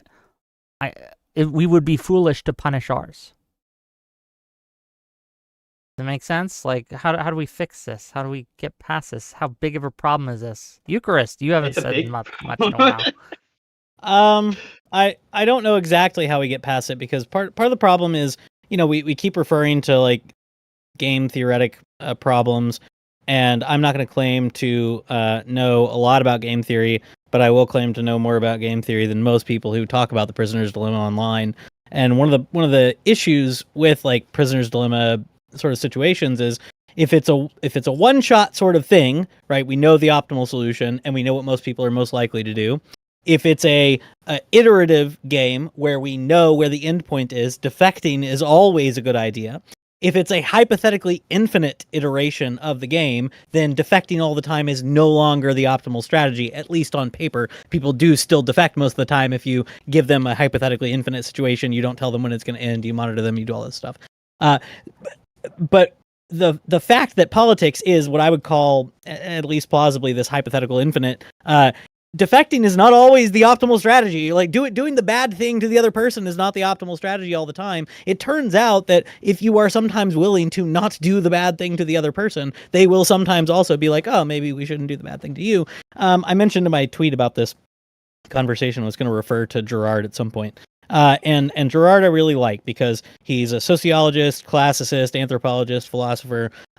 Peter Thiel likes him, but don't hold that against him because Peter Thiel only took like one class with him. It doesn't characterize him, okay? But Gerard has this theory of mimetic violence, imitative violence. He says human desire you can see in children comes from imitation of other people's desires. The child does not want the toy until the other child picks up the toy. Now they want it, and they're willing to fight over it. And most of human history, or all of human history, if you take the totalizing view, is characterized, he says, by cycles of imitative desire that leads to violence. What ends that cycle, he says, ultimately, is someone being a scapegoated to sacrifice for this cycle of violence, and that sort of culminates in the Christian story with Christ, the innocent sacrifice, not just somebody who's blamed, who's like partially blameful, but not fully, but no, somebody who's actually innocent, who's willing to say, I'm not going to take that next step. I have always said, and this is a conversation years ago that Erudite hosted with some people on her channel about, is the GOP fascist? A very prescient conversation in many ways because it was pre-Trump too. I've always said, like, what I want is somebody who is willing to say, we're going to take the licks and we're going to say, we're not willing to do that, even if it hurts us in the short term, because I think sometimes standing on principle actually does pay off in the long term. I don't know that I could convince anybody actually involved in politics of this. It's not the way that politics normally works, but being willing to say, no, I'm actually not going to escalate, that's important. Another game theoretic thing that people will often reference is like a strategy in iterative games of tit for tat. You do bad thing to me, I do bad thing to you. One of the problems with employing that in politics is that tit for tat strategies are explicitly equivalent retribution, right? You do the thing the person did back to you at an equivalent level. The problem in politics is it is always escalatory. It's like, I will always admit, alongside the sort of dogged anti-Trumpers on the Live and Learn show or whatever, that the Republicans are usually the ones provoking some of this. They're the ones doing something bad. But whoever is doing the next step, I will argue almost always it is escalating the previous step. And that's not tit for tat. That's something entirely different that's escalating us towards an interminable conflict. So at some point, somebody needs to be willing to say, I'm either only going to do the thing you did to me and give you an opportunity to back it down, or I'm going to just take the lick and say, that was bad, and I hope people realize that what you just did was bad enough that they reward me for taking the lick. Again, maybe I'm being idealistic. Maybe I'm romantic. Maybe I don't understand game theory. I definitely don't understand game theory. But that's been my approach for a long time. That's my thought on what you just asked. Yeah. Yeah, it's tough. I think when I look at like your article, Matt, I think a lot of it is really decent. The main thing is like the line of dignity, like they don't get to be a part of the conversation. It's interesting. As much as I'm disagreeing with you here, I mostly get in trouble for being too anti-left as a left person. I think, for example, the type of people who are celebrating Kirk are usually the exact same people who say liberal as a slur, right? And I've been advocating for years that we kick these people out of the group, that they are no longer a part of us, and that we stop pretending, because the problem is that moderates look at that and think that they speak for the group, and they go, well, I don't want anything to do with that. So they don't want to be left, right? Even though that's not broadly what the left did, right? So I don't know. It feels like we're in a Moloch's game to hell. And I think this idea, like if you said really shitty stuff about Kirk, I think certain workplaces should probably fire you, right? Like if you showed the video to kids and stuff like that, that's fucking weird. Like shit like that. I'm not sure how you feel about like the Groyper movement that was doing all of the like cancellations, the like I don't know if you saw like the Katsuyaga girl. They had like 20,000 people that had said like any negative comment about the Kirk stuff that they were like doxing and calling their employers and stuff like that. I didn't see Okay. that, but I'm very much against it. And when I do see it, I try to say something and say for when it comes to like calling an employer, uh, the line that I've had for about a week has been like explicit calls to violence, explicit rejoicing at death, and for me, government employees, basically, right? Like if you're in the army and you're calling for somebody's death and you're rejoicing at violence, that's a bad sign, right? If you work as a teacher or you're in a state university, I don't even give I'll give private universities a pass, right? That's my position. What about Like formally. just to check, how do you feel about the Marines that were celebrating arresting immigrants and kicking them out of the country? There's a bunch of Marines that went viral for taking videos being like, "Yeah, we're gonna fucking arrest all these things." They really leaned into the Pokemon meme. I think that's enormously improper. I think they probably I do want to be a little bit careful with military because military does have their own forms of discipline, right? They often have very clear rules about what you can and cannot do. And so I don't know if you can suspend them without pay. I don't think you can. I don't know. But probably like dishonorable discharge, right, is a really big deal in the Army because then you can't work for any company that does work right with the government. So like a dishonorable discharge is a really big deal. But I think some forms of military discipline would probably be appropriate for people who are doing for someone who's celebrating. I think it's an extremely bad look because it's a look that tells the general population that their military is not a neutral entity, right? And they're not a neutral entity. They have a side, and that I think that's not. I think that's a little not destructive. Good. Here's how would you feel about it's stabilizing. How would you feel about a firing immediately of Nancy Pelosi and I think it's Crenshaw? Who's the conservative? Dan Crenshaw? Yeah, the guy who does like a fuckload of insider trading, and he's like 38 and already richer than Nancy Pelosi. I think it's Dan Crenshaw, right? Eye patch guy. Yep. I don't play Congressman the hockey card game. I don't know. I mean, I have no problem with investigations that go towards if there's criminal stuff involved, get rid of them. I don't care. What if it's not criminal yet? Because none of them are doing criminal stuff. They're doing everything else that you can do that isn't criminal. Right. I mean, they're voted if they're not violating ethics laws. I mean, if they're not violating the oath of office, you're talking to really an interesting person because I am very, very against kicking out elected leaders for almost anything. Like you got to cross a big line because the people voted that person in. They chose this person to vote for them. What about a fine as large as he's made from insider trading? Fine. And, I'm fine with Nancy that. Pelosi. Okay. Yeah, sure. So when I look at like how we rerail, there's a couple of things that need to happen. There is mass corruption that has occurred in the government. However, the institutions by and large are good, and we shouldn't get rid of the institutions. But we do need to clean up some of the corruption. Doge would have been fucking great if it wasn't run by a fucking retard, right? It just would have been awesome if he didn't go, let's just chainsaw shit. It's like, what the fuck are we doing? That's not how governments work, right? But auditing the government to make sure that money is being used efficiently, I think is a great idea, right? I'm not opposed to auditing the government, auditing old environmental policies that prohibit building, right? All these things, I'm super open for them. I also think that there has to be accountability. I think if one side has been way more blatant in their disregard for the Constitution, that has to be dealt with. It has to be dealt with. And it won't be because Trump just passed presidential immunity. So now everyone just gets to fucking do whatever they want, right? But I don't see a way forward until everyone's willing to get on board of being like, yeah, when Biden did certain things, it wasn't good. Like pressuring Google, like we should all agree that that is inappropriate, that the government shouldn't be able to pressure this thing.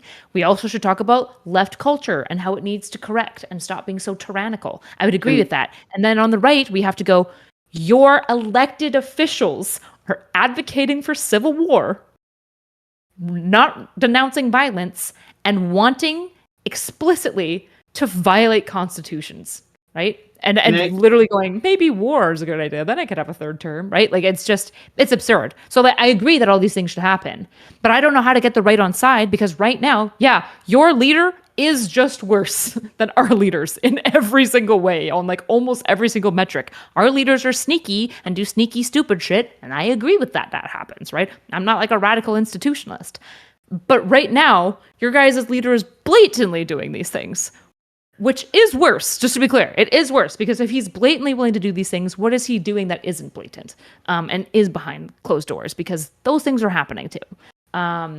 But the right is never going to get on side because it's like attacking their guy. And it's like, yeah, your guy sucks. Your guy is horrible. I'm going to let you respond to that, but then I got to make a little money, read some super chats, and then I don't want to keep everyone here forever, right? And I want to give outros and things. One of the things that I've written a couple of times, and I think is really important, is I would love to know really specifically what sorts of consequences or punishments we have or we would like to see for X, Y, or Z behavior, right?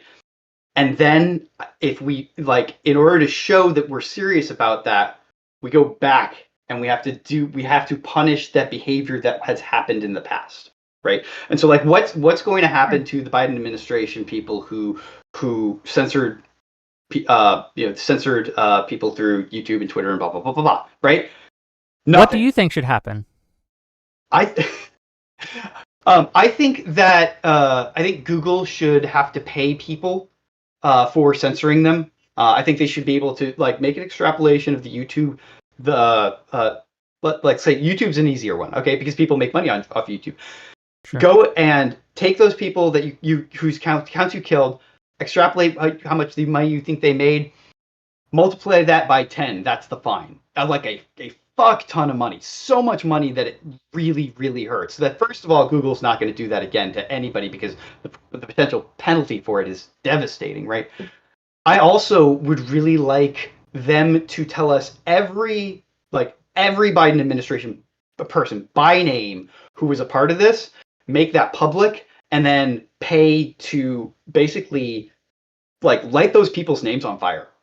I want future employers to know these are the people who, when they had the power, went out of their way to censor their fellow Americans. That's what I want to have happen. But the thing that I'm saying is it's like when you're talking about I want bad stuff to happen to the Trump administration. These people, I want to see it. I want to see that going backwards as well as forwards, and to capture everybody in this net. Because I don't think because what it's going to look like. That's a crazy precedent to violate, though, right? Like isn't it though? I don't know how else to get around it because the only other option is that the people on the right are saying, "Oh, they got away with it, but we don't get to." That's how they see this. And I mean, it's just it's a pretty crazy precedent to make a law and then go back in time and be like, you are guilty of the law that didn't exist then. Like, that's pretty fucking crazy, right? Well, which is interesting because I really would like SCOTUS to go ahead and rule on whether or not they think that is illegal or not, because it's sort of a gray area right now. But I think there need to be fewer gray areas. I think there needs to be really severe punishments for the abuse of power. Sure. So what would be the railroad off from Trump? How do we get Republicans to excise the poisonous cancer? So I've talked a lot about how the left needs to excise our cancer that we have, right? And I'm very open about that. What do you guys, because your guys' cancer is very top down, right? Like our cancer is some sneaky stuff behind the scenes and then a lot of crazy leftists. Your guys' cancer is your president. See, we disagree in a large part because abuses with the DOJ under Biden are definitely top down as well, right? And I don't know if he had any of his own appointees say we can't charge this person. That's not possible. They didn't with Letitia James, him then fire that prosecutor and then hire a new prosecutor with no prosecution history, by the way, because she'll sign the papers that he wants him to. I don't know if Biden's done that. But Biden has definitely. I mean, they like I said with the Moms for Liberty thing, right? Investigating the Moms for Liberty group. That's That's crazy. That's nuts. And but there were no consequences, and nobody knows what to do about that, right? Nobody knows how to stop that, and I can guarantee you, I can't guarantee anything because I'm terrible at prognostication, but I suspect that the next Democratic administration is going to go hard against the former Trump administration. Seems So very what's likely. your sure? What's your so I answered a couple things for what the left should probably do to self-improve. What can the right do to self-improve?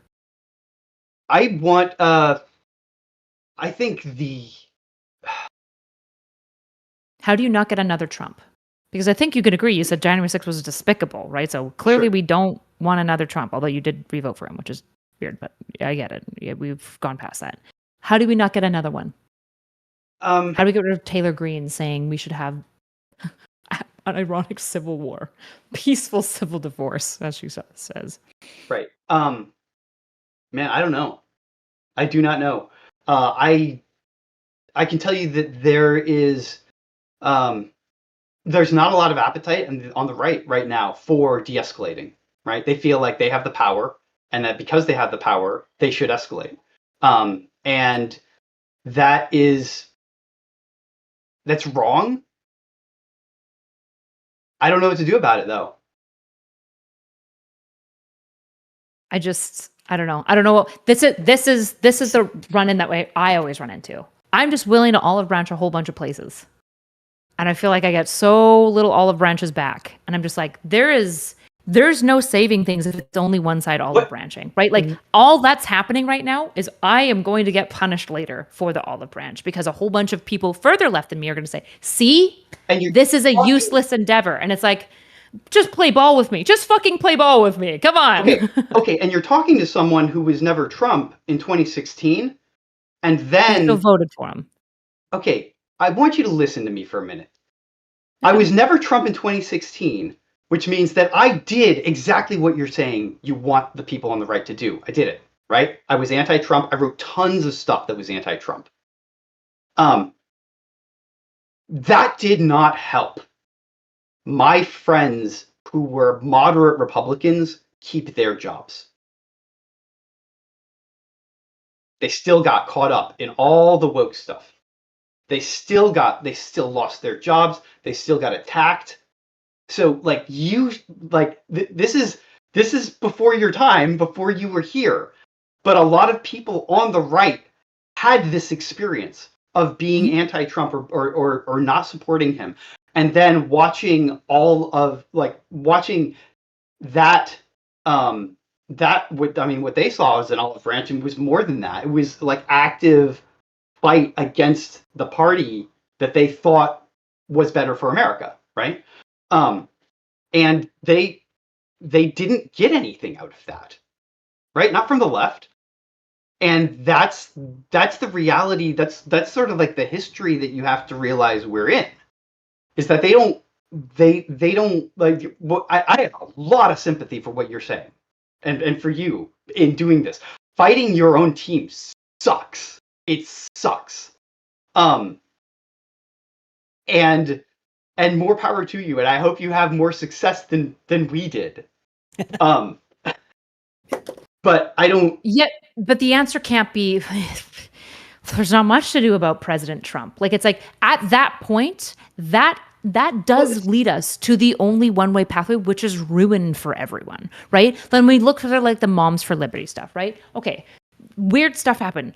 Most that I can gather from the actual like Steelman side, from the conservative side, is that there was Biden era moves around school boards, but there's no evidence that the DOJ or Biden ever directly opened anything up against the Moms for Liberty. You might say it was behind closed doors, or it was like implied, it was like this under the table stuff. That might be the way that you would Steelman it, right?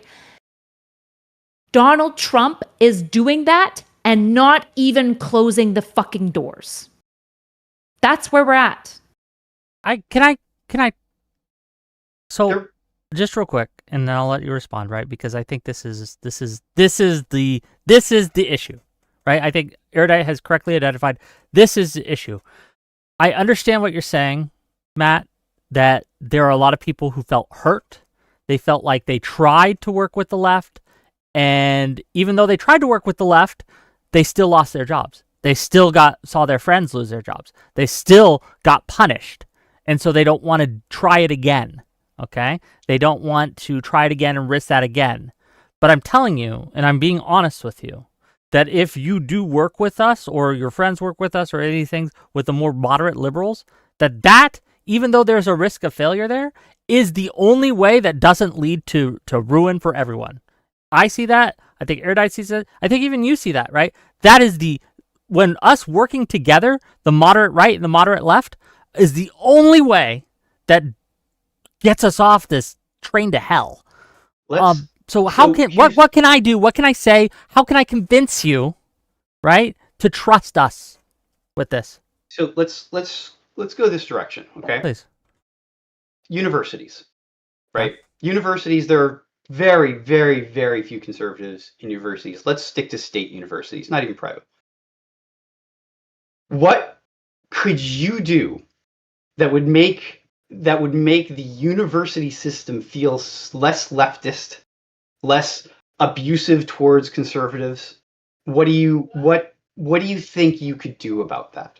Or maybe like you personally, or on an institutional level, to improve. Yeah. Let's say that the universities are a place where minds come to meet, and I feel like there's nobody on the right who's meeting there. What do we do about it? So I think that I believe I said this earlier, but I'll repeat it again. Supporting and putting democratic support behind organizations that do work on free speech issues on campuses, specifically, especially fire.org, right? And to really get on board with that and get our politicians and to use what little influence I have, right? And pressure politicians that are on my team to work with those things, to stop censoring students who happen to have more right-wing opinions. And I do think that if there ever is a time to convince a lot of people in universities on the left that this is a bad idea, it is now, because they're seeing how the government is weaponizing, like taking away student visas for like making an op-ed that's critical of Israel. That's insane, right? That's an insane amount of censorship. And so I think now is the time, if we're going to convince people on the left to get on board with that, it's now, right? There's never been a better time. So I can promise you, and I can't promise you success, but I can promise you I will absolutely work with you on that and try to. Obviously, universities are probably always going to be a little bit left-leaning, right? It's just the nature of the beast. But I can promise you that I will do everything in my power personally, and I will pressure my political leaders to do everything in their power to make sure that people on the right get a fair shake on universities. What else can I do? What else can I say? Well, that's a lot of what I'm saying to you. Is like, what do you do? Like, what do you want me specifically to do? I'll give you. I'll give you one. But then there's what can be done. Sure, I'll give you. Well, I'll answer your question to what I want. What I want you specifically to do, because you say that we need to stop Trump. You said that earlier. We should stop Trump. The best and pretty much only way at this point is for the Democrats to win the midterms. Sure. So can we commit to that? That you will vote for a Democrat in the midterms to try to get back the Democratic leadership in the House and Senate, because they're the only ones. If anyone's going to stand up to Trump, it's going to be them. Can we commit that? Sure. Okay. So is that a yes? Let's say okay. So let's say I vote for a Democrat, right? Here I am. I'm on video voting for a Democrat. I am now a Democrat. Okay. So why? Hold on. No, you don't have to be. No. You don't have to be a Democrat to vote for a Democrat, right? You don't. Do you think I'm going to have a lot of influence on the right after that? Be honest. I think it takes. Come on. I think it takes one example to give permission to others in your position. You'll get less influence on the right. That's true, but I do think it shows. It gives a permission structure for people to behave in a certain way. I do believe that. Now, I don't know. Look. What you got? How many followers on Twitter? Like 50,000. I think if I did that, I would be ostracized by the people on the right, and then the next time that I say, "Hey guys, the Buttigieg administration is censoring people via YouTube," I get ignored. Wait, so you won't vote for a Democrat? No. I'm saying what I'm saying is that if I do this, let's say I commit to this Sure. course of action, okay, then everybody, like, I lose influence on the right because they're like, well, he'll go anywhere, right? He'll do anything. He's not really one of us. Okay, so any influence that I have saying that tariffs are bad or saying that we shouldn't cancel people, all of that influence goes away, right? And then the next time I say to my liberal friends, your guy is censoring, right? But he's censoring people. I get ignored anyway. Like the problem here is that I've already done this. I already did this, and it went poorly. I voted against Trump 2 times, and I got nothing from the left out of that. It's a sticking point not- because I would ask not how much back influence on- if you were railing against all these things already, right? Tariffs, censorship, etc. Your influence right now, and I'll just be frank, it's not working. What you're doing isn't working. Okay, so Are you saying like the people who listen to you and watch you, if you like outline like why you think the tariffs have been harmful for the economy, would just like turn on you? no, I would on specific things. A lot of them would agree with me. There are a ton of people on the right who don't like the tariffs. I know that there are. That's why I'm confused, right? You said like if I speak negatively about the tariffs or like No, if you he point says out, like, no. hey, guys, Let me No, I'm bridge the saying gap. I He did. says if he says I'm going to vote Democrat because of this, then the people who had been listening to him will stop. That's your argument? I do have a vote that is somewhat like, I would probably vote for Josh Shapiro. Josh Shapiro over almost any Republican. Beautiful. in Governor the of my presidency. state. Let's go. Josh Shapiro, John 2028. Yes. John Ossoff, senator from Georgia, has been pretty good. This is why, by the way, I think the struggle session is unhelpful, right? We could have gotten to the Josh Shapiro stuff earlier. I think we would have found common ground a lot earlier with Wick, right? Yeah. But the the difficulty is that, like, I see myself kind of as a moderate, and like, and again, like, I did this. I've got like this whole opus of stuff where I talk about like how frustrating it is to be the moderate, to do the thing that someone says we should do. I don't know, like Matt Iglesias, a lot of people think of him as a moderate. Like, his sneering disdain for Never Trump in the wake of them throwing their political lives out the window to oppose a person they thought was dangerous in the presidency was gross. If you want to talk about like polarization, the fact that the response to Never Trump was sneering disdain was not helpful. Oh, I agree. I think that when the left treats principled conservatives like silly little heels that they can use for like entertainment and that's about it, I think the left is being bad. I think it's horrific. I think it's disgusting behavior, right? I think the left, in many ways, Trump is the natural conclusion of how like disconnected and foolish the left has been for the last like 10 years, right? I really do. And also, when it comes to like building a better nation, it gets very tough when nobody can kind of like put down anything and be like, well, I tried and it failed. And it's like, then try again. Like, we have to try again, or the future is set, right? The reason I won't join Destiny in some of his more inflammatory rhetoric, the reason why I disagree with people who are really aggressive towards even like Never Trumper conservatives, despite the fact that they like might disagree or whatever, is because I think that like we can't build anything if we like won't work alongside each other and if we won't like police our own, right? But we have to be policing our own over and over and over and over and over. And when you say, well, there's nobody for it, there is a large silent majority that is for this. There just is. We just have to speak to them and keep talking to them and try to welcome them in and have a space that's worth being a part of and have policies and beliefs that are worth fighting for. Because otherwise, all we're doing is participating in the facilitation and the death of our democracy. And I'm not willing to do that. I'm principally not willing to do it. Okay, gang. This has been quite the show. I do have some super chats to read, and I will read them. But I want to give everyone, because we've gone a little over time, I want to give you guys closing statements, closing thoughts Tell people where they can find you, etc. I have links to all these individuals in my YouTube description. Please click that. You can stay for the super chats if you like, but you don't. I'm not Hamas. I'm not going to hold you hostage. Okay. Let's start with Eucharist, and we'll give Matt here the last word. Eucharist. Oh yeah. Closings. I'm not trying to be too mean because I think you all ended up having a really productive conversation, but I want you to imagine something with me, right? I mentioned the third places thing earlier, right? Imagine you sit down at a coffee shop with somebody, you don't really know them super well, but you strike up a conversation over some mutual interest and you find you agree with them on many or most things, and you're having a good productive conversation. It seems clear that you can like make some headway. You start talking about meeting up in the future, and then it like comes out through the conversation that like one of the people voted for Trump, and then the conversation just kind of grinds to a halt, and it's just like, wait, hold on, we can neither leave this conversation nor meet again in the future or collaborate on anything until you tell me if you've regretted it. I don't know how productive that is.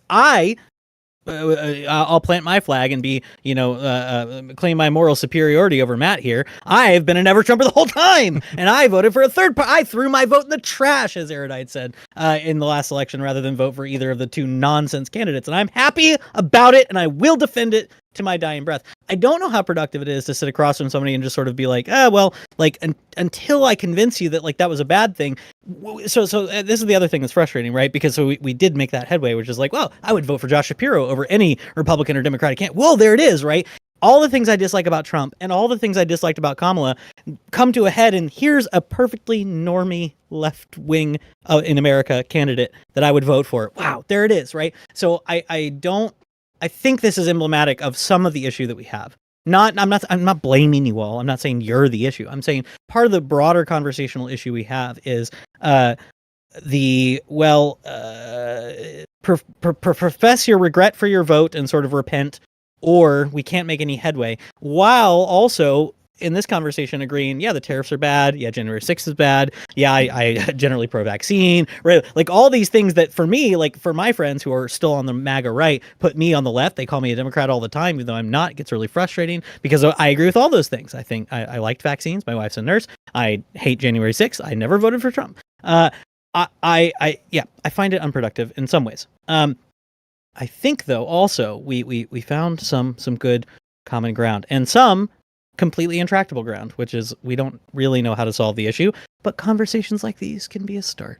So that's my hippy dippy pie in the sky take, is we should all sit down across the table from each other, hopefully in real life rather than this, with people who are slightly different from us, and make some headway. Go to a Rotary Club, okay? You can do it. I promise. It's fun.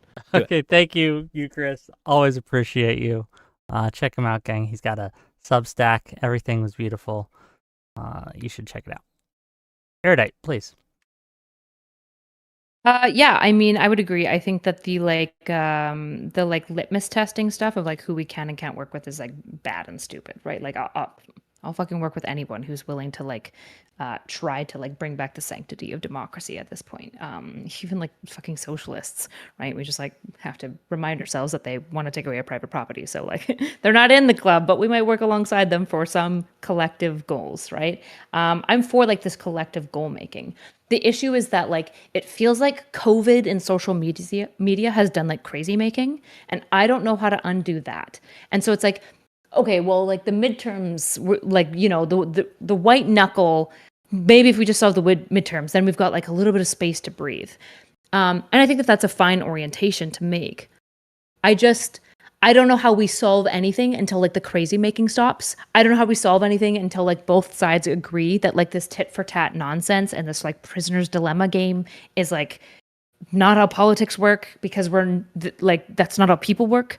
I don't really know what to do to get people to like understand that everyone on every side is really angry, has a ton of fatigue of the, you know, liberals have conservative fatigue and conservatives have liberal fatigue, right? And all of that is super fair. And it cannot become a like post hoc justification for tactics, right? Like if you're just venting your frustration, and I'm saying this more to my chat at this point, if you're just like venting your frustration at conservatives, like that's fine, be mad at them. But let's stop pretending like it's tactics. Like it's not. It's not tactics. And unless like all of us decide together that we care a whole lot and we want the world to be better, it won't things won't get better. It's not. However, the fucking Dr. Seuss shit goes. Thank you for being here, Erudite. I always appreciate you. Last but certainly not least, Matt. So I would say, I was thinking a little bit about this as Erudite was talking about collective goal making. First of all, the thing that we have to do, I think, is build relationships with people, people from all over the place. And that may be, maybe when you're talking to your, reactionary friend or your far left socialist friend, you smile and you nod a little bit and you just kind of like think, all right, that's who you are. But to that goal making, like I have found over the years that one of the best things you can do is find a niche and work inside of that niche. Find something that's really interesting to you, or like a cause that you care about. And what you've mentioned, fire, so pro free speech, maybe that's your niche. Go for it. Dig into that, because you will find people on both sides, or people that you disagree with on other things that you agree with on this.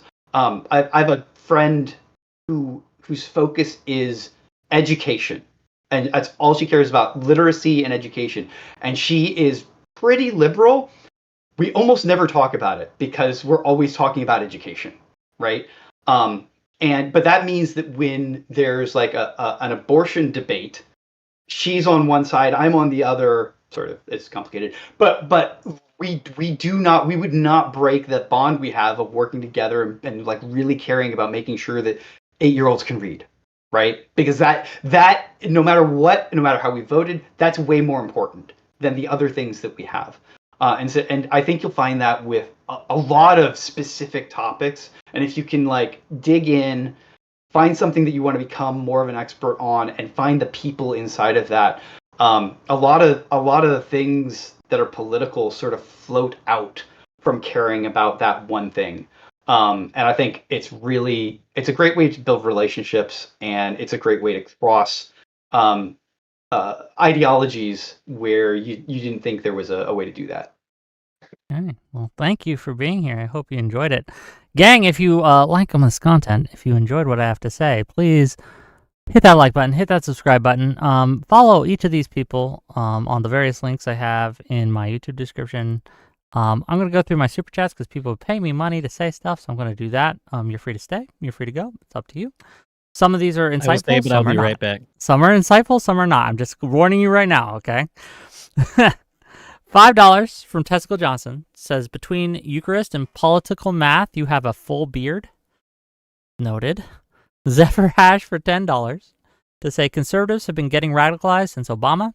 Some will even go far back as Afghanistan. Liberals have been oblivious to it. The 2003 wars have broken conservative brains for 20 plus years. Thank you for your $10. $5 from Mr. Wise Guy Plays to say this. I think the solution is to make fun of the people escalating the situation. You should also keep saying it's not that bad or that serious. Well, Mr. Wise Guy Plays, I think it is serious. I think it's very serious, and I think downplaying that doesn't help the situation. $5 more from Mr. Wise Guys Plays say, we also need to keep reminding people that your local politics is way more impactful to your life than general elections. It's not that serious. $5 from Cameraman to say, as promised, the super chat for issue of Fire's Greg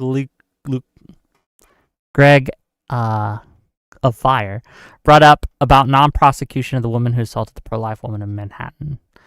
$5 from Mr. Wise Guys Play say, the left has censored conservatives for not agreeing with the rainbow community, and now conservatives are censoring opinions about Charlie Kirk's death.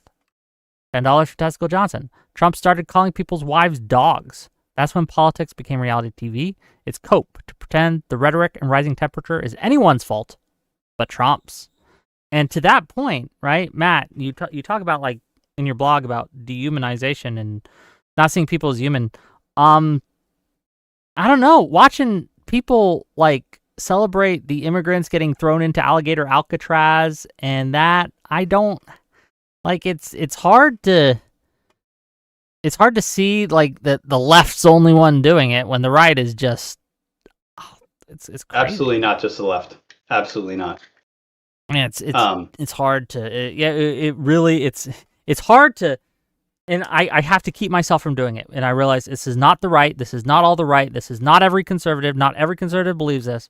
When all I see are Benny Johnson, Tim Pool, all these big, huge media figures on the right saying this nonsense, and I don't know how to make my brain immune to that. Does that make sense?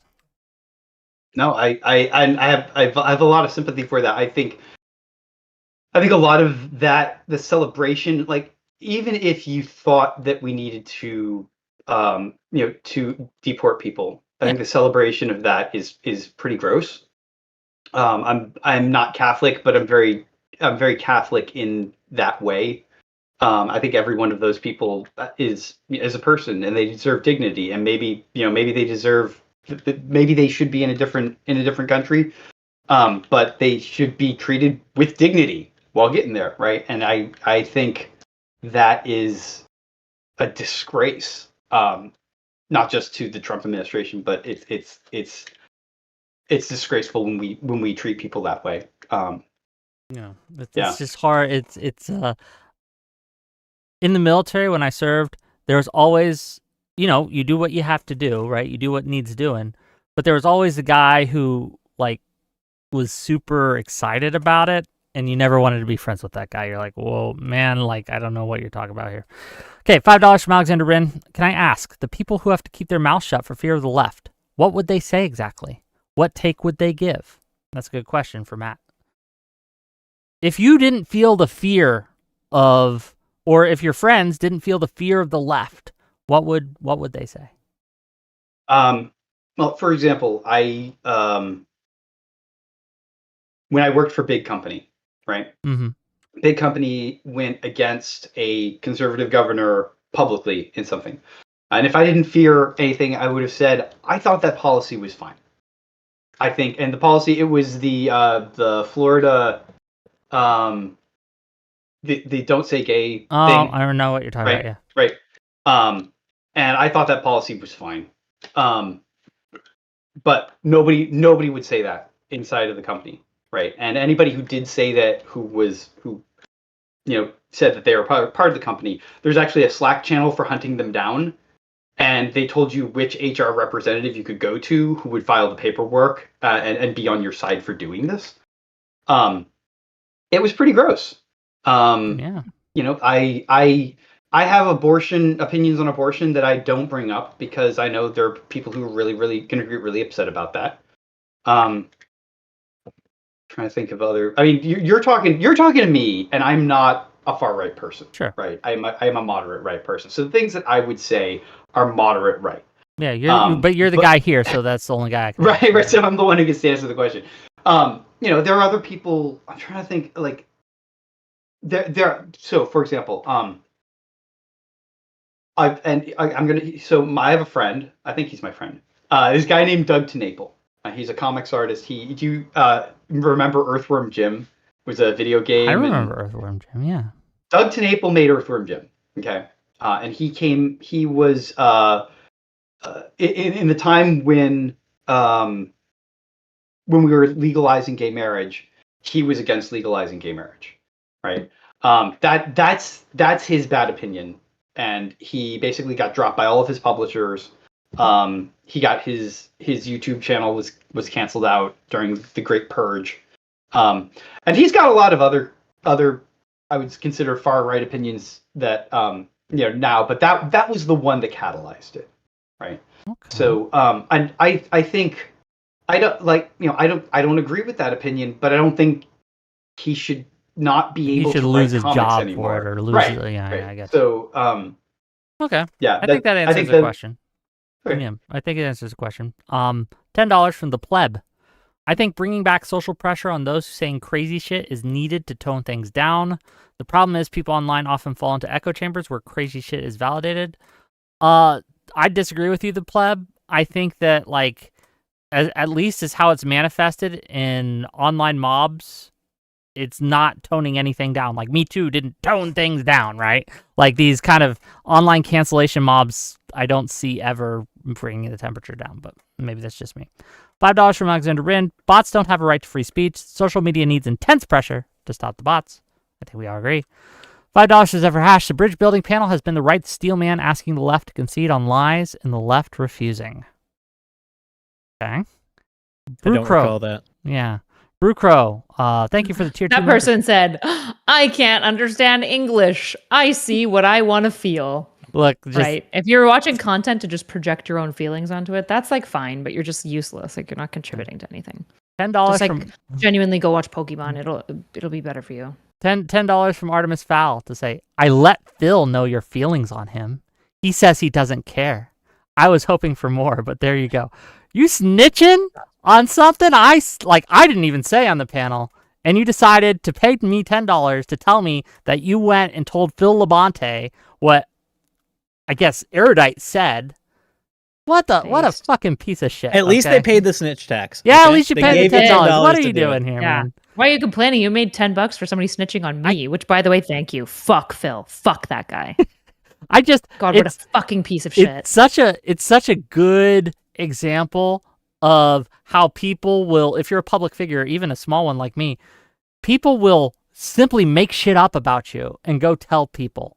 Like, it's a good example of why artists who do music should just shut the fuck up about everything else. You know whose opinion I don't want on Israel or the or the TPU or any of this shit? Artists and actors, just in general, shut the fuck up. Don't care. Not interested. Phil. Okay. Billie Eilish. I don't care. Shut up. $20 from Lawson Harrison. I said, I have a potentially important question for the panel, so please do call-ins, sir. We're probably not going to do call-ins today. It's been too long. Thank you for the $20. $2 from Mr. Wise Guy Plays. How much super chat to join the panel? Not $2. $2 from Cameraman. Why are we doing a struggle section? Back on track. The Trib one says the vaccine mandate started under Trump. LOL, if I recall correctly. I don't remember. No. Matt saying no. The first vaccines were administered about 2 weeks before Trump left office. And at that time, nobody assumed that anybody would not want them. And so the discussion of the discussion of mandates mostly came in sort of into the summer. There's a whole thing about that. I'm not going to get into it, but if you wanted to talk about COVID, we can talk about COVID. Maybe another day. $5 from TL1524 to says, I need Erudite and Shock to admit that Democrats lost through incompetence. Not because Trump was a good candidate, otherwise this is cope. Who's Shock? Wait, I've said that a million times. I think that's autocorrect for Wick. I think they tried to type Wick and it autocorrected to Shock. Oh. Yeah, no. Yeah, Democrats absolutely lost because of incompetence. Holy shit. If you saw their media strategy, it was Anita bad. Dunn, okay? Media Leviathan doesn't know anything about oil media. Boo. Look, I am not an expert by any means, but if they had just listened to everything I said, they would have performed better. I don't know if they would have won, but they would have performed better than they did. And that's saying something, and it's not good about the Democratic strategy. That's all I got to say. Okay, $5 from Ziffer Hash. I wish Biden didn't have to do outrageous things against someone who outrageously tried to overthrow the government. Going after those people was too far. Thank you for $5. $20 from Miles Kinslow. How about the left and Democrats have some self-reflection rather than trying to shame voters? Kamala was a bad candidate, and Biden was obviously incompetent. People see Democrats as self-righteous assholes who are out of touch. I mean, can I ask a question? Go ahead. Are these is it always like this? Are your comments always like this? Yes. This seems like startlingly right-wing to me. A lot of right-wingers watch me, actually. All right. Cool. It's just, I don't know if they hate me or if they are, because again, like most of my streaming career, just a history here, most of my streaming career has been fighting the left on censorship. So I gathered a large right-wing following, and they were just really shocked, some of them, that I'm also fighting against censorship against Trump. Like they thought I was on their team, and it turns out I had a principle. But here we go. $5 from Mr. Wise Guy Plays to say the military of the U.S. government should not be neutral on whether they think people invading the U.S. government. That's wild. I agree. It looks bad. $10 from Lawson Harrison. How can we move forward when there are significant numbers of people that believe in Hillary's emails, the Twitter files, and Hunter Biden's shenanigans? You want to know something that's actually meaningful here, maybe for even Wick's audience? The reason why most of the money coming in is from the right is because right wingers spend money on content creators that they believe in. Like if you look at the number 1 and number 2 grossing super chat channels, they're all right wing, by the way. I believe it's Whatever and Andrew Wilson, right? Part of the reason why the left has never been successful in alt media in any major way is that fundamentally our viewers just don't support us, probably because they see supporting like a YouTuber as like a fiscally bad decision, which to some degree it somewhat is.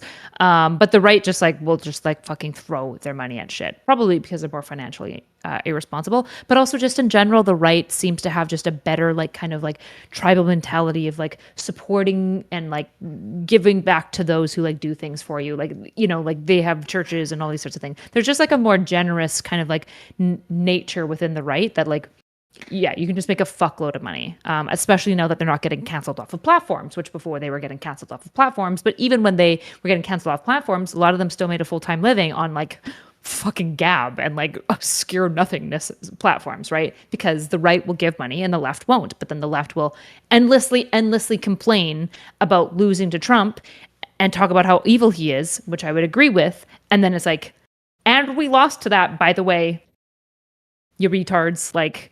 And that's what we lost to, you fucking dumb fucks. So I will just say this. Anyone who gives me money is a great person, and I love them parasocially. If you give me money, all your sins can be forgiven. The more you give, the bigger the sin I'll forgive. Okay, so I'll just put that out there.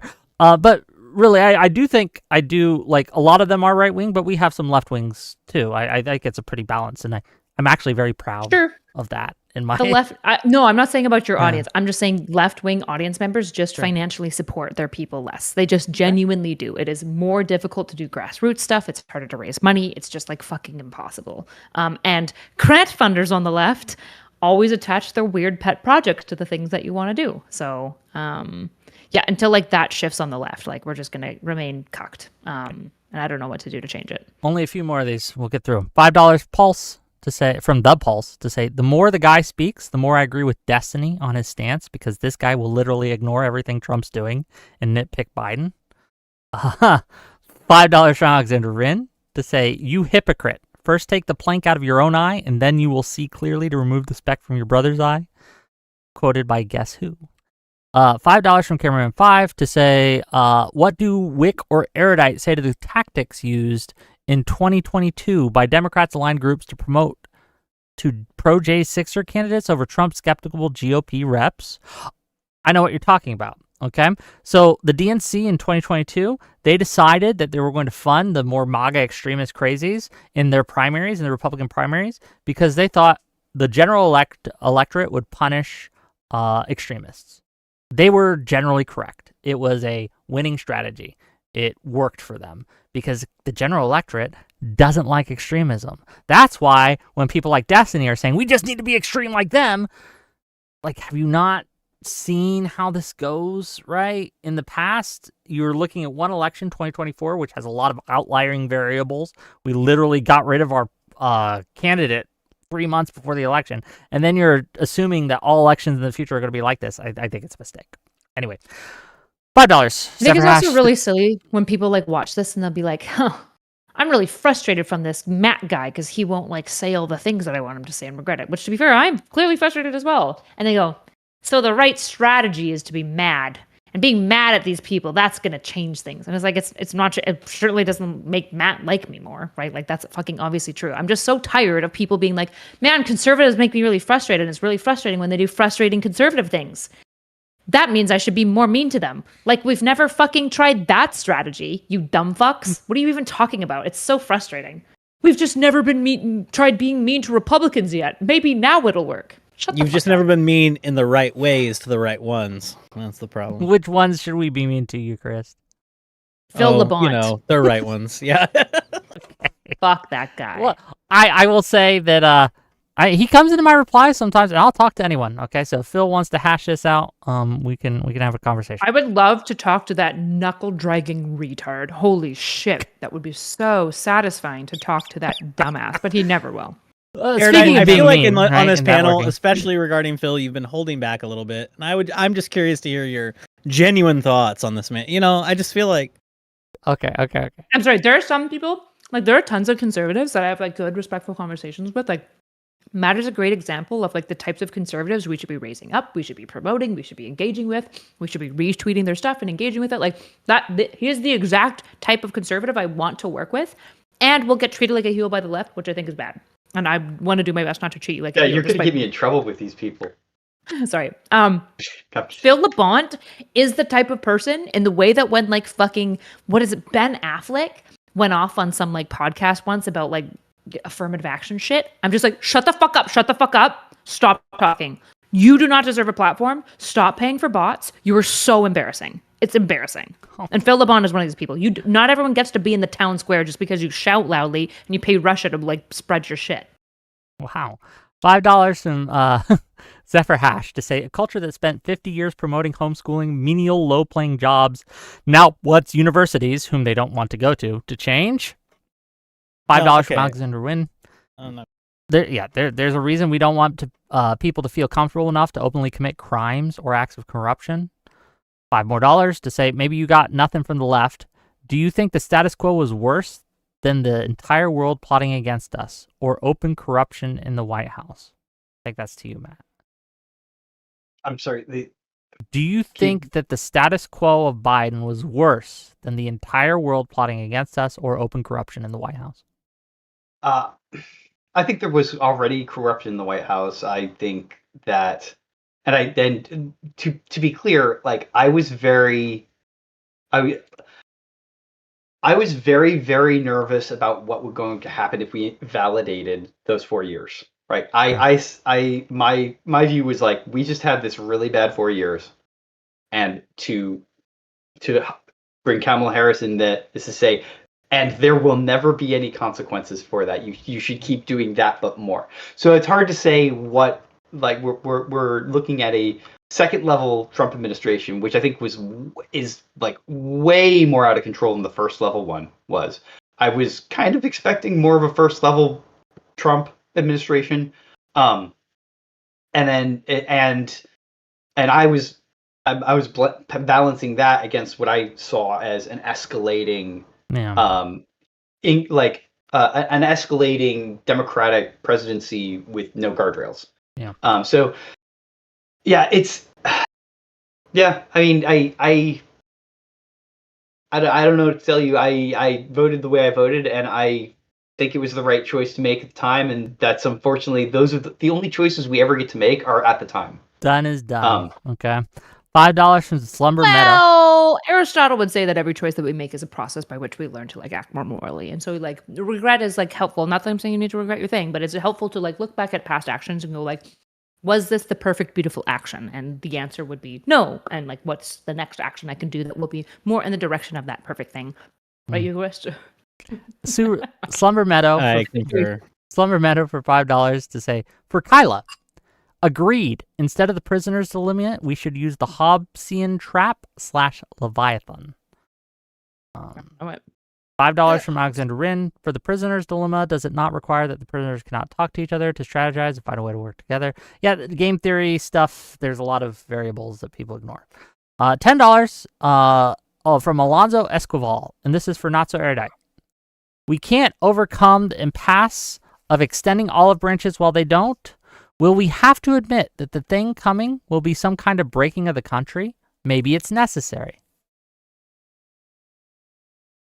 If you think the breaking of the country is like necessary, I guess I think you're weak, essentially. Like I think if you think that fundamentally the only way that we fix this is to like give up and devolve into violence, I think you're a weak person. Like, and I think it's understandable to be weak. I think it's understandable to be fatigued by each other entirely. Like social media and these platforms have been so bad for our like social psyche. But I think fundamentally, if essentially your frustration and feeling of like no capacity to move forward just hits you at a wall where you like lean into the like contemplation of like federal national level violence, the reality is that like, I'm sorry, but you're the weak men that we're worried about, that our like softness and privilege have created. Not men in a gender neutral way, obviously, right?